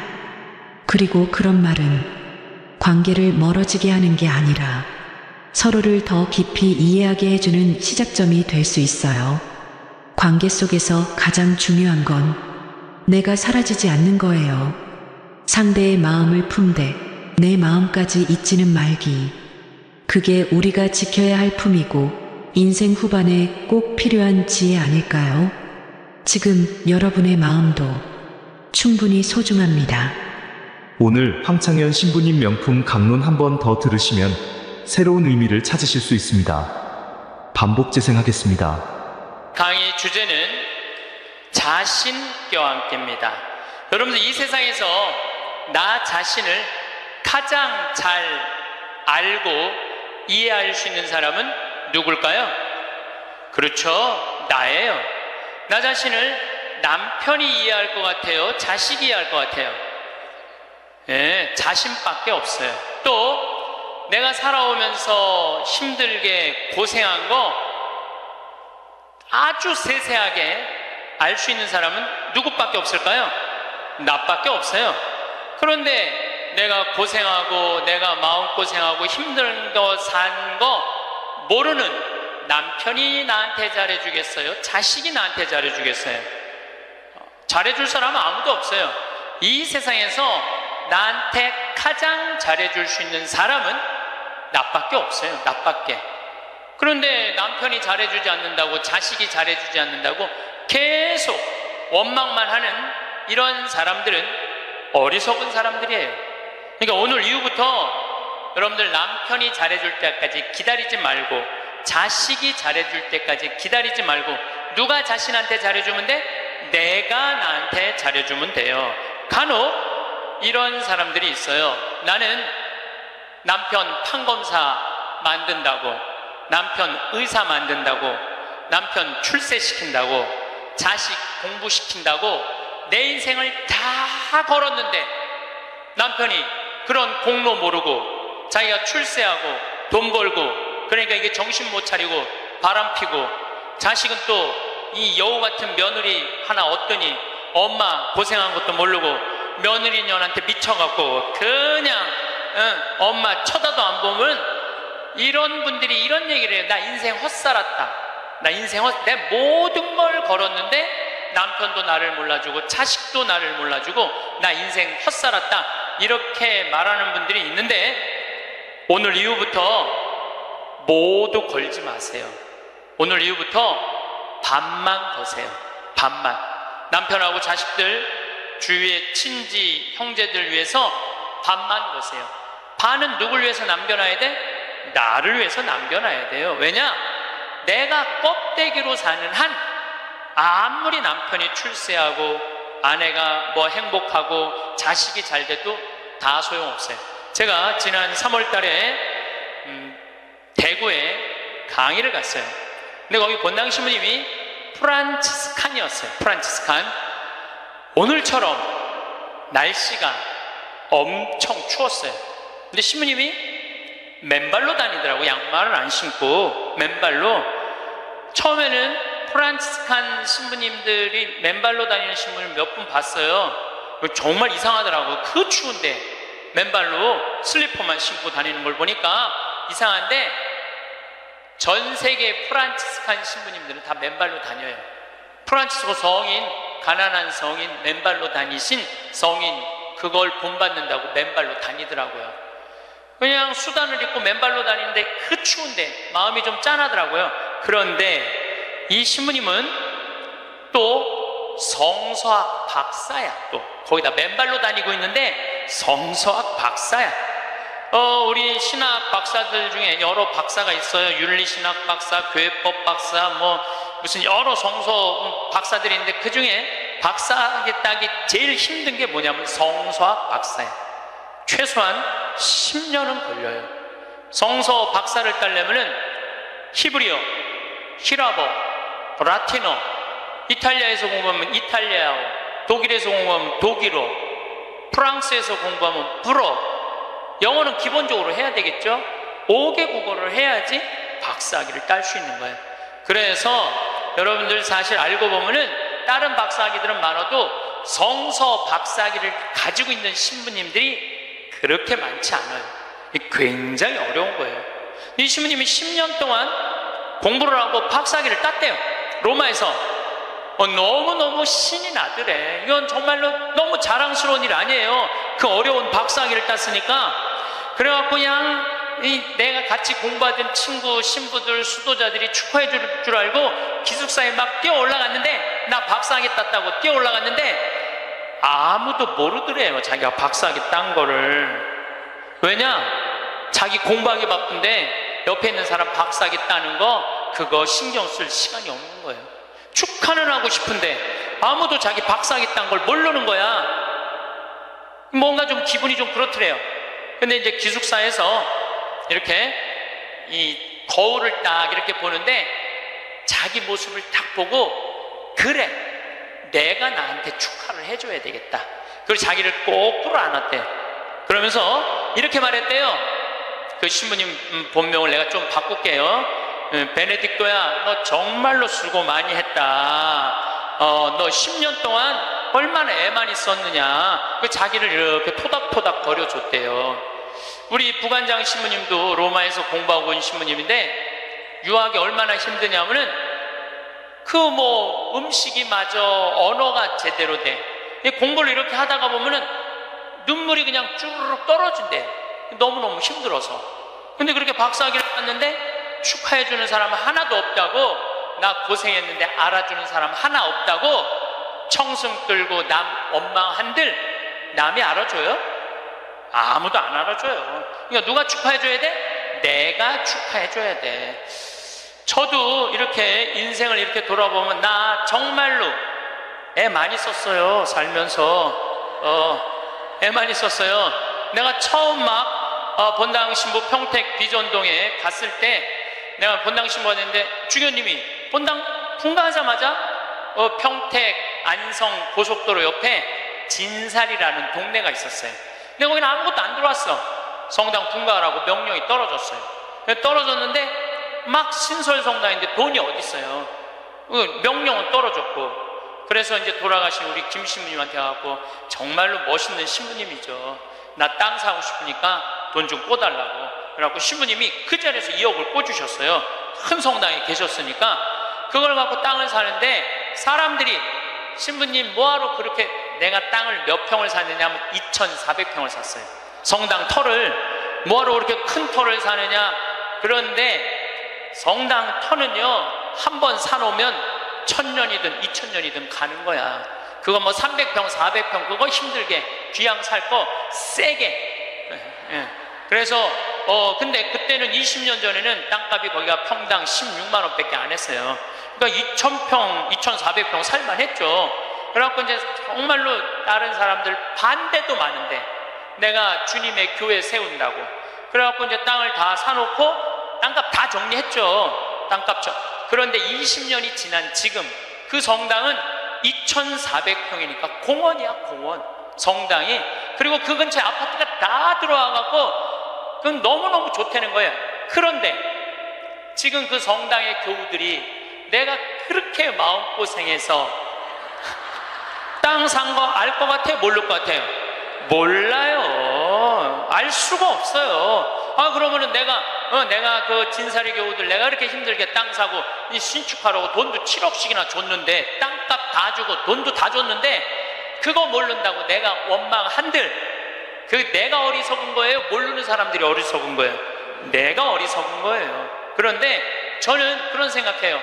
야 창현아 너 정말로 애 많이 썼다. 그렇게 좋은 성당터 사갖고 아무도 모르고 누구만 알아? 나만 알아. 그럼 누가 위로해줘야 돼? 내가 위로해줘야 돼요. 그 내가 두 번째 성당은 능평이라는 성당 갔는데 성당 터를 딱 받았는데 600평 터를 받았는데 길이 없는 땅을 산 거야. 뭔가 잘못돼갖고 거기다 성당을 지으려고 그러니 교우들이 너무너무 마음이 아픈 거예요. 그래서 또 내가 또 한 성질 하거든요. 교구청에 뛰어 올라가갖고 길도 없는 데다 분가를 하고 이게 뭐냐 하고 난리를 쳐갖고 돈을 받아갖고 그 능평성당도 2,400평을 샀어요. 제가 15년 전에 능평성당에. 그래서 요즘은 그 동네가 땅값이 뛰어갖고 뭐 수백만 원이래 평당. 근데 2,400평을 그때 샀으니까 참. 그런데 그거 지금 그 능평성당 교우들이 내가 그 마음고생하면서 산 거 알 것 같아? 모를 것 같아요? 몰라. 모르는데 그거 모른다고 내가 섭섭하다고 그러고 내가 고생한 거 아무도 알아주는 사람 없다고 그렇게 남 원망만 하면 내 자신이요 웃기지도 않는 거예요. 내가 하느님의 교회, 하느님의 땅, 그리고 내가 땅을 삼으로 해서 수많은 교우들이 10년, 15년 지난 그 교우들이 거기서 행복공원 같은 성당에서 삼은 그걸로 됐지. 남이 굳이 알아줘야 돼? 그렇지 않아요? 대신 나는 나한테 이런 말을 해요. 너 참 기특하다. 너 정말 기특하다. 또 제가 강원도 평창에 저는 수원교구 신부예요. 평창은 원주교구 소속이에요. 근데 거기다가 우리 교우들도 이제 좀 가서 쉴 수 있는 공간이 필요하다. 그래갖고 그것도 20년 전부터 제가 시작한 일이에요. 막 뛰어다니면서 거기다 집 지으려고 그럴 때 수많은 사람들이 반대했어요. 수많은 사람들이 누가 거기까지 가냐, 그 많은 돈을 들여서 왜 거기다 집을 줘놓으려고 그러느냐, 뭐 정말로 칭찬보다는 욕을 훨씬 많이 들었어요. 근데 지금은 올 연말까지도 피정이 끝나고 내년 10월 달까지 예약이 끝났대. 내년 10월 달까지. 그러니까 이 얘기 무슨 얘기냐 하면 교우들이 이제는 쉬고 싶은 거야. 쉬고 싶은데 그런 쉴 수 있는 공간이 필요하다는 거를 나는 아는 거고 내가 느낀 거야. 아무도 칭찬해 주는 사람 없고 함께 해주는 사람 없어도 내가 열심히 해갖고 우리 교우들한테 휴식 공간을 제공해 줬어요. 제공해 줬으면 그걸로 족한 거야. 남이 나를 알아주지 않아도 스스로 원망하지 않고 그걸 즐길 줄 아는 사람이, 이 공자님이 그런 사람이 군자라고 그래요. 저는 뭐 군자까지는 아니더라도 여러분들도 마찬가지예요. 여러분들도 6.25 전쟁 끝나고 난 다음에 똥구녕이 찢어지도록 가난한 시절에 그 힘들게 살아가면서 월세 살면서 정말 돈 아껴갖고 전세로 가고 지금 이렇게 살기 좋은 아파트에 살면서 그 자식들 조금 편안하고 안락하고 쾌적한 데서 좀 살게 해주려고 평생을 애를 썼는데 자식들이 아무도 몰라줘. 그러면은 나 6.25 전쟁 끝나고부터 고생한 거 일일이 매번 얘기해 주면은 그 사람들이 좋아할 것 같아요? 지겨워할 것 같아요? 지겨워해요. 누구만 만족하면 돼? 나만 만족하면 돼요. 그래서 여러분들도 오늘 이후부터 주위 사람들한테 인정받으려고 하거나 이해받으려고 애쓰지 마세요. 누가 이해해주면 돼? 내가 이해해주면 돼. 누가 인정해주면 돼? 내가 인정해주면 돼. 얼마나 속이 편하네요. 그렇죠? 그러니까 나한테 잘해줄 수 있는 사람은 이 세상에 누구밖에 없어? 나밖에 없는 거야. 나밖에.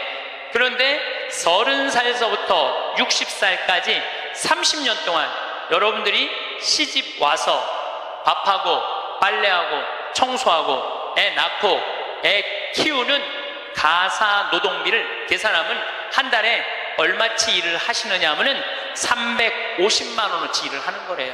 그럼 30년 동안 여러분들 시집 와갖고 그렇게 일을 했으면 여러분들 남편하고 자식들한테 여러분들은 얼마를 청구할 수 있느냐 하면 10억 5천만 원을 청구할 수 있는 거. 10억 5천만 원어치 일했으니까 내놓으라고. 그러니까 여러분들은 지금 결혼생활 30년 하신 분들은 적어도 10억 원어치 일을 하신 분들이야. 수원에서 아주 재미난 일이 있었어요. 무슨 일이 있었느냐 하면 한 성당에서 한 상임위원이 교우들을 꼬신 거야. 어떻게 꼬셨느냐면 나한테 돈을 맡기면은 15% 이자를 주겠다고. 그래서 한 성당에서 교우들이 1억도 갖다 맡기고 5천만 원도 갖다 맡기고 그런 거예요. 근데 여러분들 요즘 법정이자가 1.25%예요. 법정이자가 1.25%인데 15%를 준다는 거는 이건 사기야. 100% 사기라고 보시면 돼요. 5% 이자 준다고 그래도 사기야. 10% 이자 준다고 그래도 사기야. 15% 준다는 건 이건 생각할 것도 없이 사기예요. 그런데 1억을 은행에다 맡기면 한 달에 얼마를 받느냐면 10만 4천 원을 받아요. 여러분들이 지금 1억을 은행에다 맡기잖아요. 그럼 한 달에 10만 4천 원을 받을 수 있어요.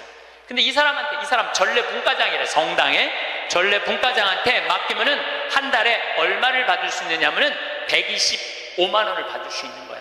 그러니까 눈이 뒤집혀져요, 안 뒤집혀져요? 판단력이 사라져요, 안 사라져요? 1억 가지고 한 달에 10만 원 받는 게 나아, 한 달에 120만 원 받는 게 나아. 그래서 이 전례 분과장한테 홀딱 다 맡긴 거야. 근데 요즘 경제 성장이 1% 2% 그러는데 무슨 재주로 15% 이자를 줘요? 이 사람 결국은 지금 감옥에 갔어요. 300억은 다 날라갔고. 그러면 이 사람들은 5천만 원 1억 맡긴 사람들 돈 이거 다 날라간 거예요. 써보지도 못하고 날라간 거야.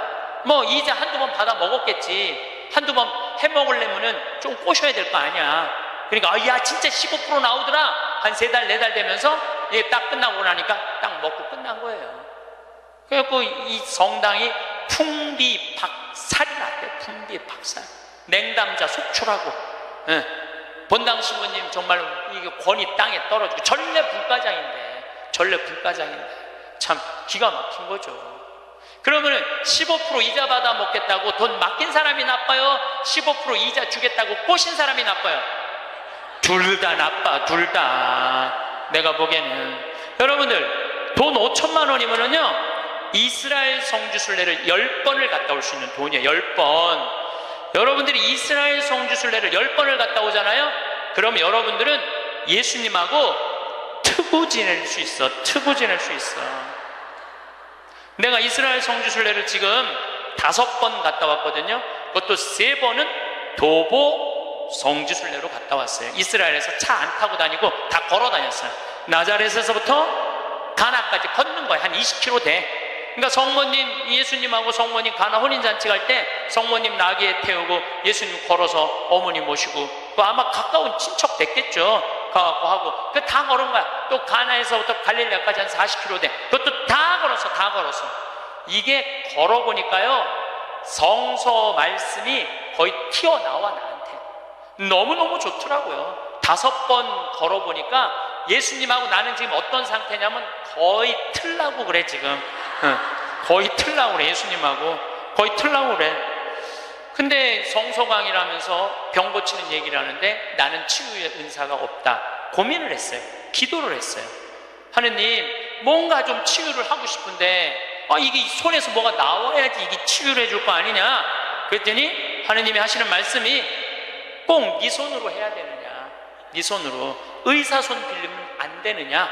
그래갖고 내가 가톨릭 의료원에 연락했어요.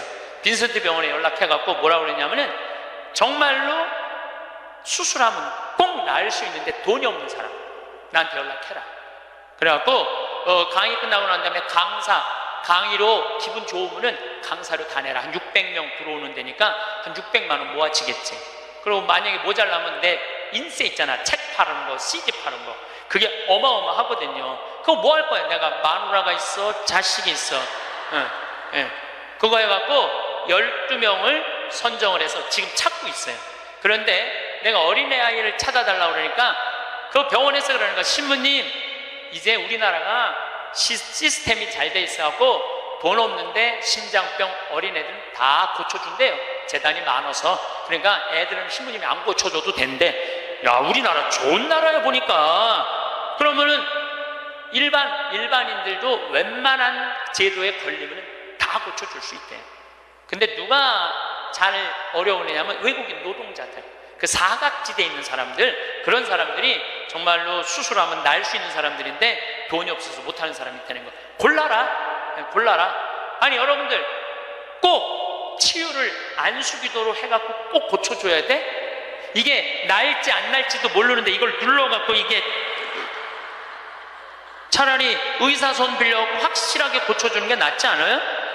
그렇죠? 그래서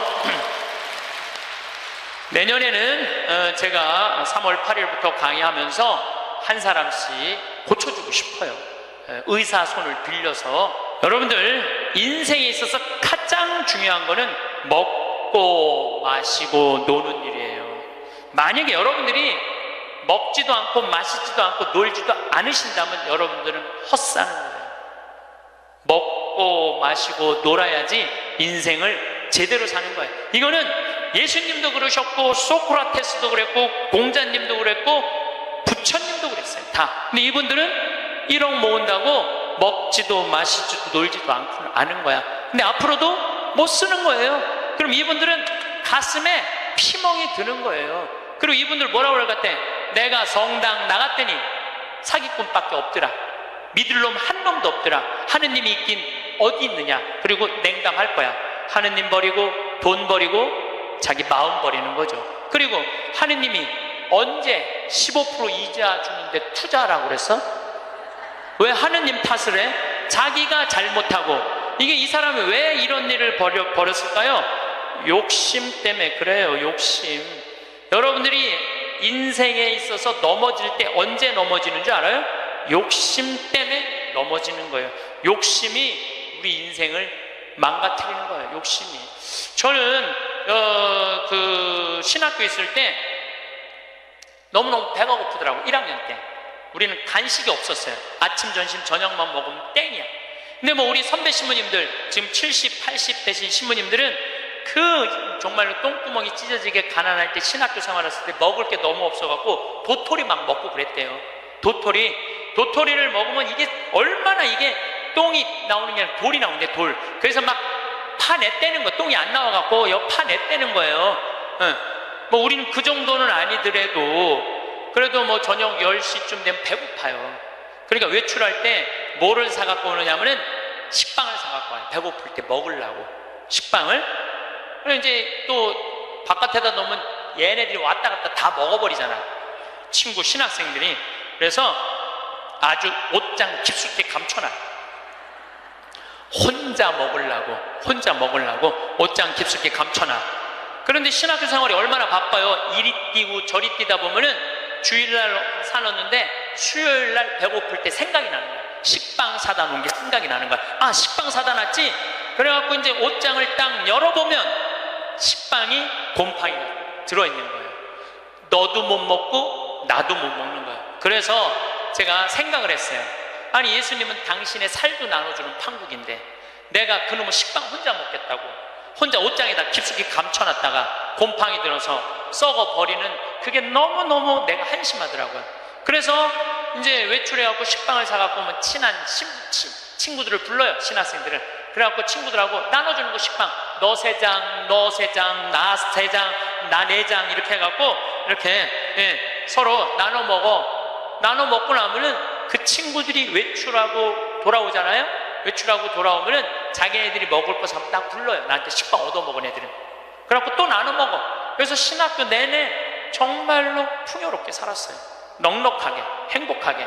우리가 재물을 자기를 위해서 쓰는 것도 중요하지만 남을 위해서 쓰는 것도 중요합니다. 우리 직원들이 나한테 와서 그러는 거예요. 날 혼내는 거예요.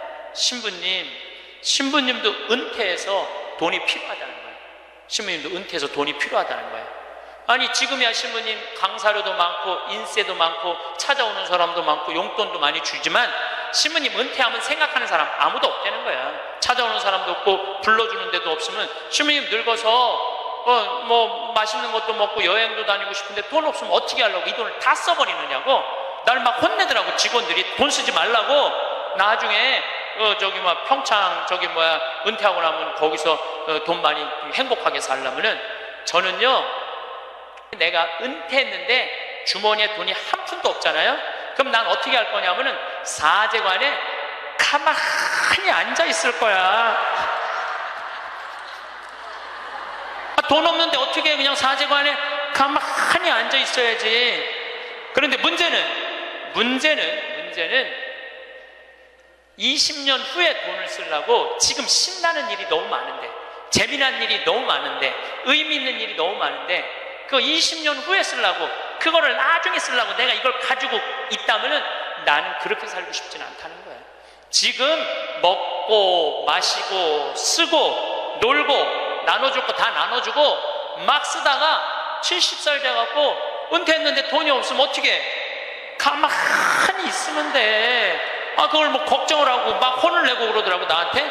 그리고 중요한 건 내가 은퇴할 때까지 살지 안 살지 어떻게 알아? 그렇지 않아요? 많은 경우 여러분들도 그런 분들이 있어요. 나중에 쓰려고 지금 한 푼도 안 쓰는 분들 많아. 근데 나중에 언제 어떻게 될 줄 알고 그걸 나중에 쓰려고 지금 안 써. 쓰려면 언제 써? 지금 써요. 보통 여러분들 여행을 다니면은 이 유럽 여행 한번 가면 400만 원 정도 들잖아요. 400만 원 정도 들면은 평생 한번 가는 거잖아요. 여러분들 자식이 뭐 보내주든 뭐 개를 모았고 가든. 그래갖고 이제 한 60대신 분들이 여행을 떠나. 유럽으로 로마, 파리 막 베드로 성전 가. 근데 딱 비행기에 타고 버스를 딱 타면 가이드가 이런 말을 합니다. 여러분들 이제 내리면 여기 팁이 굉장히 중요하다고. 딱 버스에서 내리면 벨보이들이 짐을, 여행용 가방을 호텔 방까지 했을 때 팁을 1달러를 주시는 게 예의라고. 또 호텔에서 나올 때 그 침실 정리하고 침대 정리하는 사람들에서 1달러 더 주는 게 예의라고. 그럼 이때부터 머리가 복잡하기 시작을 해요. 이때부터 머리가 복잡한 거예요. 그래갖고 이제 딱 버스에서 내렸는데 가이드 말대로 막 애들이 막 와갖고 막 가방을 막 들어. 그러면은 이 60대 할머니가 한마디 해요. 이거 놔두라고. 내가 들고 간다고. 내가. 그런 게 그렇게 주는 게 아까우면은 그런 분들은 그냥 가지 말고 집에 가만히 있어. 돌아다니긴 어딜 돌아다녀. 쓸 때는 멋있게 쓰고 안 쓸 땐 안 쓰면 되는 거예요. 제가 이번에 여름에 미국을 갔다 왔어요. 근데 미국을 갔는데 나한테 정말로 잘하는 형제들이 몇 있어요. 나하고 나이대가 비슷해. 근데 니콜라스라고 나보다 한 3-4살 많은 친구가 있는데 너무너무 유쾌한 친구예요. 이 친구는 음식을 참 잘해요. 근데 식당을 하는데 우리나라 사람은 상대하는 식당이 아니고 정말 백인들, 돈 많은 사람들이 와서 먹는 식당을 운영을 해요. 그래갖고 거기다 와인도 탁탁탁 놓고 자기네들도 홀에서 춤도 추고 그런 식당이야. 그런데 이제 나를 그 음식을 대접하고 싶은데 주위에서 그러는 거야. 신부님 그런데 비싼 데 가면 안 되니까 니네 집에 모시라고 그냥.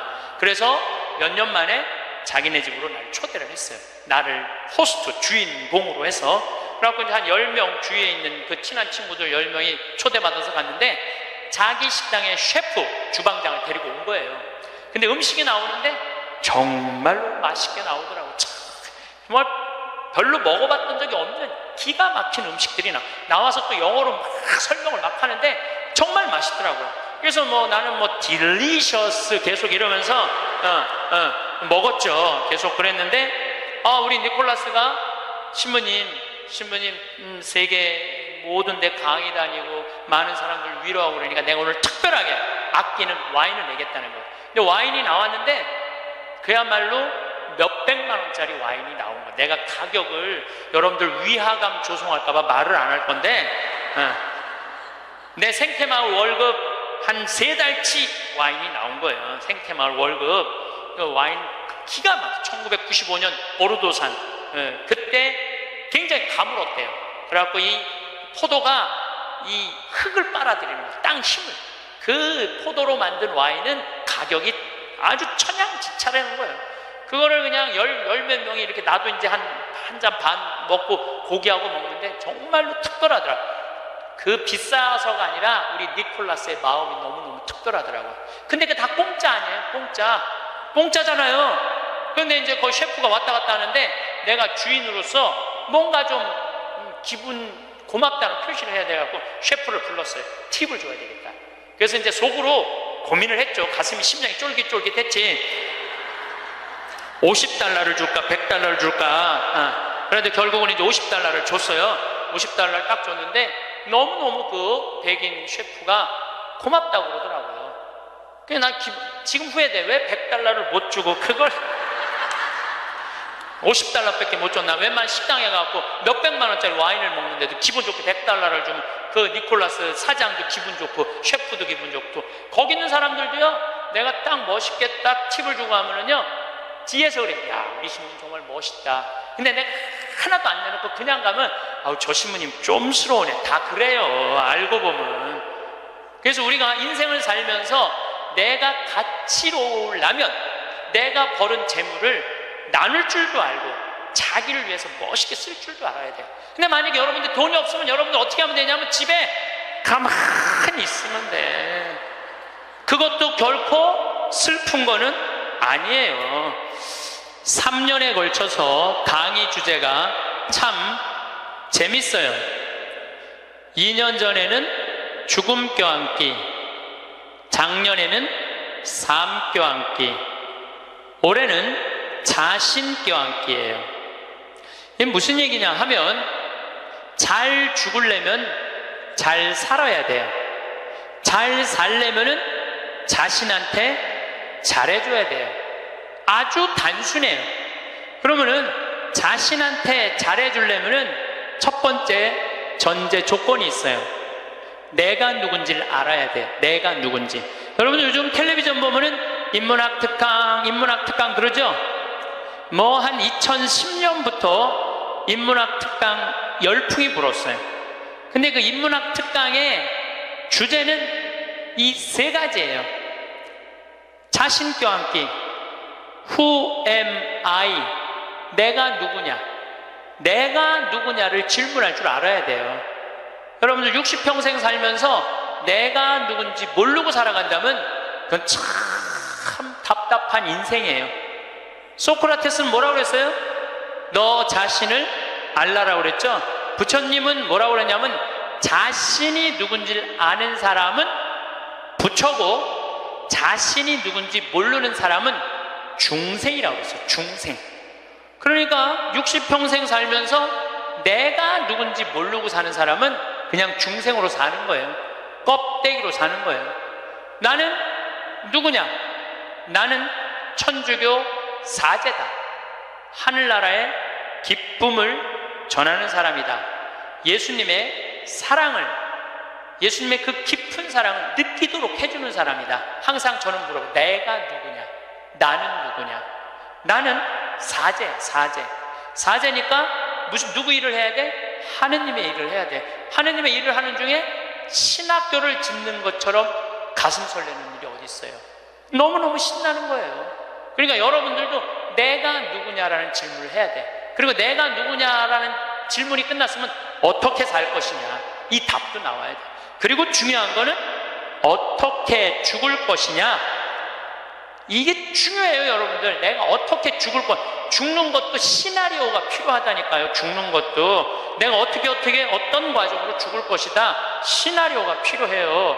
그런데 한국 사람들은 참 죽는 거를 싫어해요. 어떻게 해서든지 안 죽으려고 그래. 어떻게 해서든지 안 죽으려고 그래. 만약에 우리 동네에 공동묘지가 들어온다면 난리도 아니야. 왜? 우리는 죽음에 대해서 부정적이거든요. 죽음은 어둠이라고 생각하고 절망이라고 생각하고 영원한 어둠이라고 생각을 해. 그러니까 만약에 우리 동네에 공동묘지가 들어온다 그러면은 난리도 아니야. 이건 뭐 막 결사반대, 막 그냥 어떻게 결사반대 깨물어 갖고 막 결사반. 6.25는 난리도 아니야. 그러니까 우리는 삶과 죽음이 분리되어 있는 거예요. 근데 한국 사람들은 또 단일 민족이라 이상하게 죽는 날은 다른데 보고 싶은 날은, 죽은 사람 보고 싶은 날은 온 국민이 똑같은 날 보고 싶어. 4월 5일 한식날 그냥 죽은 사람 보러 다닌다고 난리도, 그 6.25는 난리도 아니야. 그것도 보면은 그냥 막히고 난리도 아니야. 보면은 왜 죽는 날은 다른데 보고 싶은 날은 같은지 몰라. 근데 우리는요, 하여튼 죽음에 대해서 부정적이에요. 그런데 여러분들, 죽는 거 무서워할 필요 하나 없어요. 죽기 전까지는 절대 안 죽을 것이고, 죽을 때 되면 그냥 행복하게 가면 되죠. 그러니까 죽음에 대해서 두려워하지 마세요. 그래도 죽는 게 싫어. 왜 죽는 게 싫으냐 하면 사랑하는 사람과의 이별 때문에 그래요. 죽으면은 더 이상 사랑하는 남편 못 보고, 사랑하는 아내 못 보고, 사랑하는 부모님 못 보고, 자식 못 보니까. 그것도 뒤집어 보면은 또한 답답해요. 왜냐하면 살아있을 때는 소, 닭 쳐다보다가 꼭 죽고 나면 영정사진 앞에서 통곡을 하고 우는 거예요. 왜 벌써 죽느냐고, 조금만 더 살았으면 내가 잘해줬을 텐데 라고 우는 사람들이 참 많아요. 내가 본당 신부할 때 평택에 있었을 때 70 먹은 중풍 걸린 할머니가 한 분 계셨어요. 근데 이 할머니가 내가 한 달에 한 번 갈 때마다 이런 말을 해요. 신부님, 한 달에 한 번 나 찾아오는 건 신부님밖에 없다고. 아들이 하나 있는데 10년째 한 번도 안 찾아왔다는 거예요. 10년째.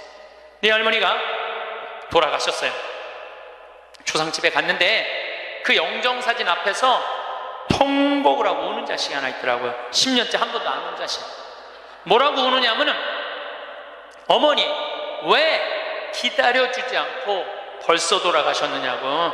조금만 더 기다렸으면 내가 돈 벌어서 어머니 효도할 텐데 왜 내 마음을 몰라주고 왜 기다려주지 않고 벌써 돌아가셨느냐고. 나는 어떻게 하라고 이렇게 돌아가시느냐고 울며 불며 통곡을 하더라고요. 저는 그렇게 우는 자식을 이렇게 바라보면서 속으로 이런 생각이 들었어요.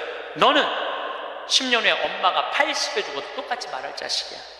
10년 후에 똑같이 말할 자식이에요. 10년 후에 엄마가 80에 돌아가도 어머니 왜 기다려주지 않고 벌써 돌아가셨느냐고, 조금만 더 살았으면 내가 돈 벌어서 효도할 텐데 라고 말할 자식이에요. 혹시 여러분들 자식들 가운데 지금 손자 손녀 키운다고 먹고 살기 힘든다고 여러분들 찾아오지 않아? 그런 자식들이 이렇게 말해. 어머니 조금만 기다리세요. 내가 조금만 이 어려운 일 끝나고 나면 어머니 잘 모실 테니까 조금만 기다리세요 라고 말하는 자식이 나중에 정말로 효도할 거라고 믿고 있다면 어림 밤 푸너치도 없는 기대를 하고 있는 거예요. 지금 효도하지 않는 자식은 나중에도 효도하지 않아요. 그러니까 잘해주려면 언제 잘해줘? 지금 잘해줘요. 혹시 여러분들 남편들 가운데 술 좋아하는 남편이 있어. 근데 술 먹고 결국은 술 때문에 죽었어. 그러면은 그 남편 앞에서 이렇게 우는 자매들이 있어요. 이렇게 죽을 줄 알았으면 그 좋아하는 술이라도 한번 마음 놓고 먹게 할걸. 이렇게 말하는 자매 있어요. 내 손 붙잡고 얘기하는 자매가 몇 있었어요. 신부님, 이렇게 죽을 줄 알았으면 그렇게 구박 안 하고 술이라도 마음껏 먹게 할 걸 너무 후회된다고. 죽고 나서 후회하지 마시고 살아있을 때 잘해주세요. 어차피 먹는 술인데 마음 편안하게 한번 먹게 해주면 어디 매일 그렇게 해주라는 게 아니야. 한 번쯤 그렇게 해주라는 거야. 홍어 삭힌 거 주문하고 목삼겹살 삶고 묵은지 해갖고 소주 5병 딱 해갖고 여보 오늘은 내가 집에서 낼게. 바깥에서 눈치 보고 그걸 그렇게 마시지 마. 그런데 남편이 세상을 떠났잖아요. 그럼 여러분들이 이렇게 말할 수 있어요. 적어도 여보 내가 마지막에 이별주 한번 근사하게 대접했지. 당신 잘 가. 이런 말 할 수 있어요. 근데 한 번도 그런 멋있는 대접을 안 한 사람은요 한이 돼요. 한이. 그러니까 잘해주려면 언제 잘해줘? 지금 잘해주세요. 혹시 여러분들도 인생을 살면서 여러분들한테 잘해준 사람들이 있을 거야. 그렇죠? 정말 은인이 있을 거야. 인생의 은인들. 정말로 고맙다고 생각을 한다면 나중에 잘해주지 말고 지금 이스라엘 성지순례 티켓을 하나 끊어주든지 아니면 이미자 콘서트를 끊어주든지 하세요. 내가 마음을 표현할 때 사람이 행복한 거예요. 그래서 나중에 잘해주지 마세요. 잘해주려면 언제 잘해줘? 지금 잘해주세요. 지금.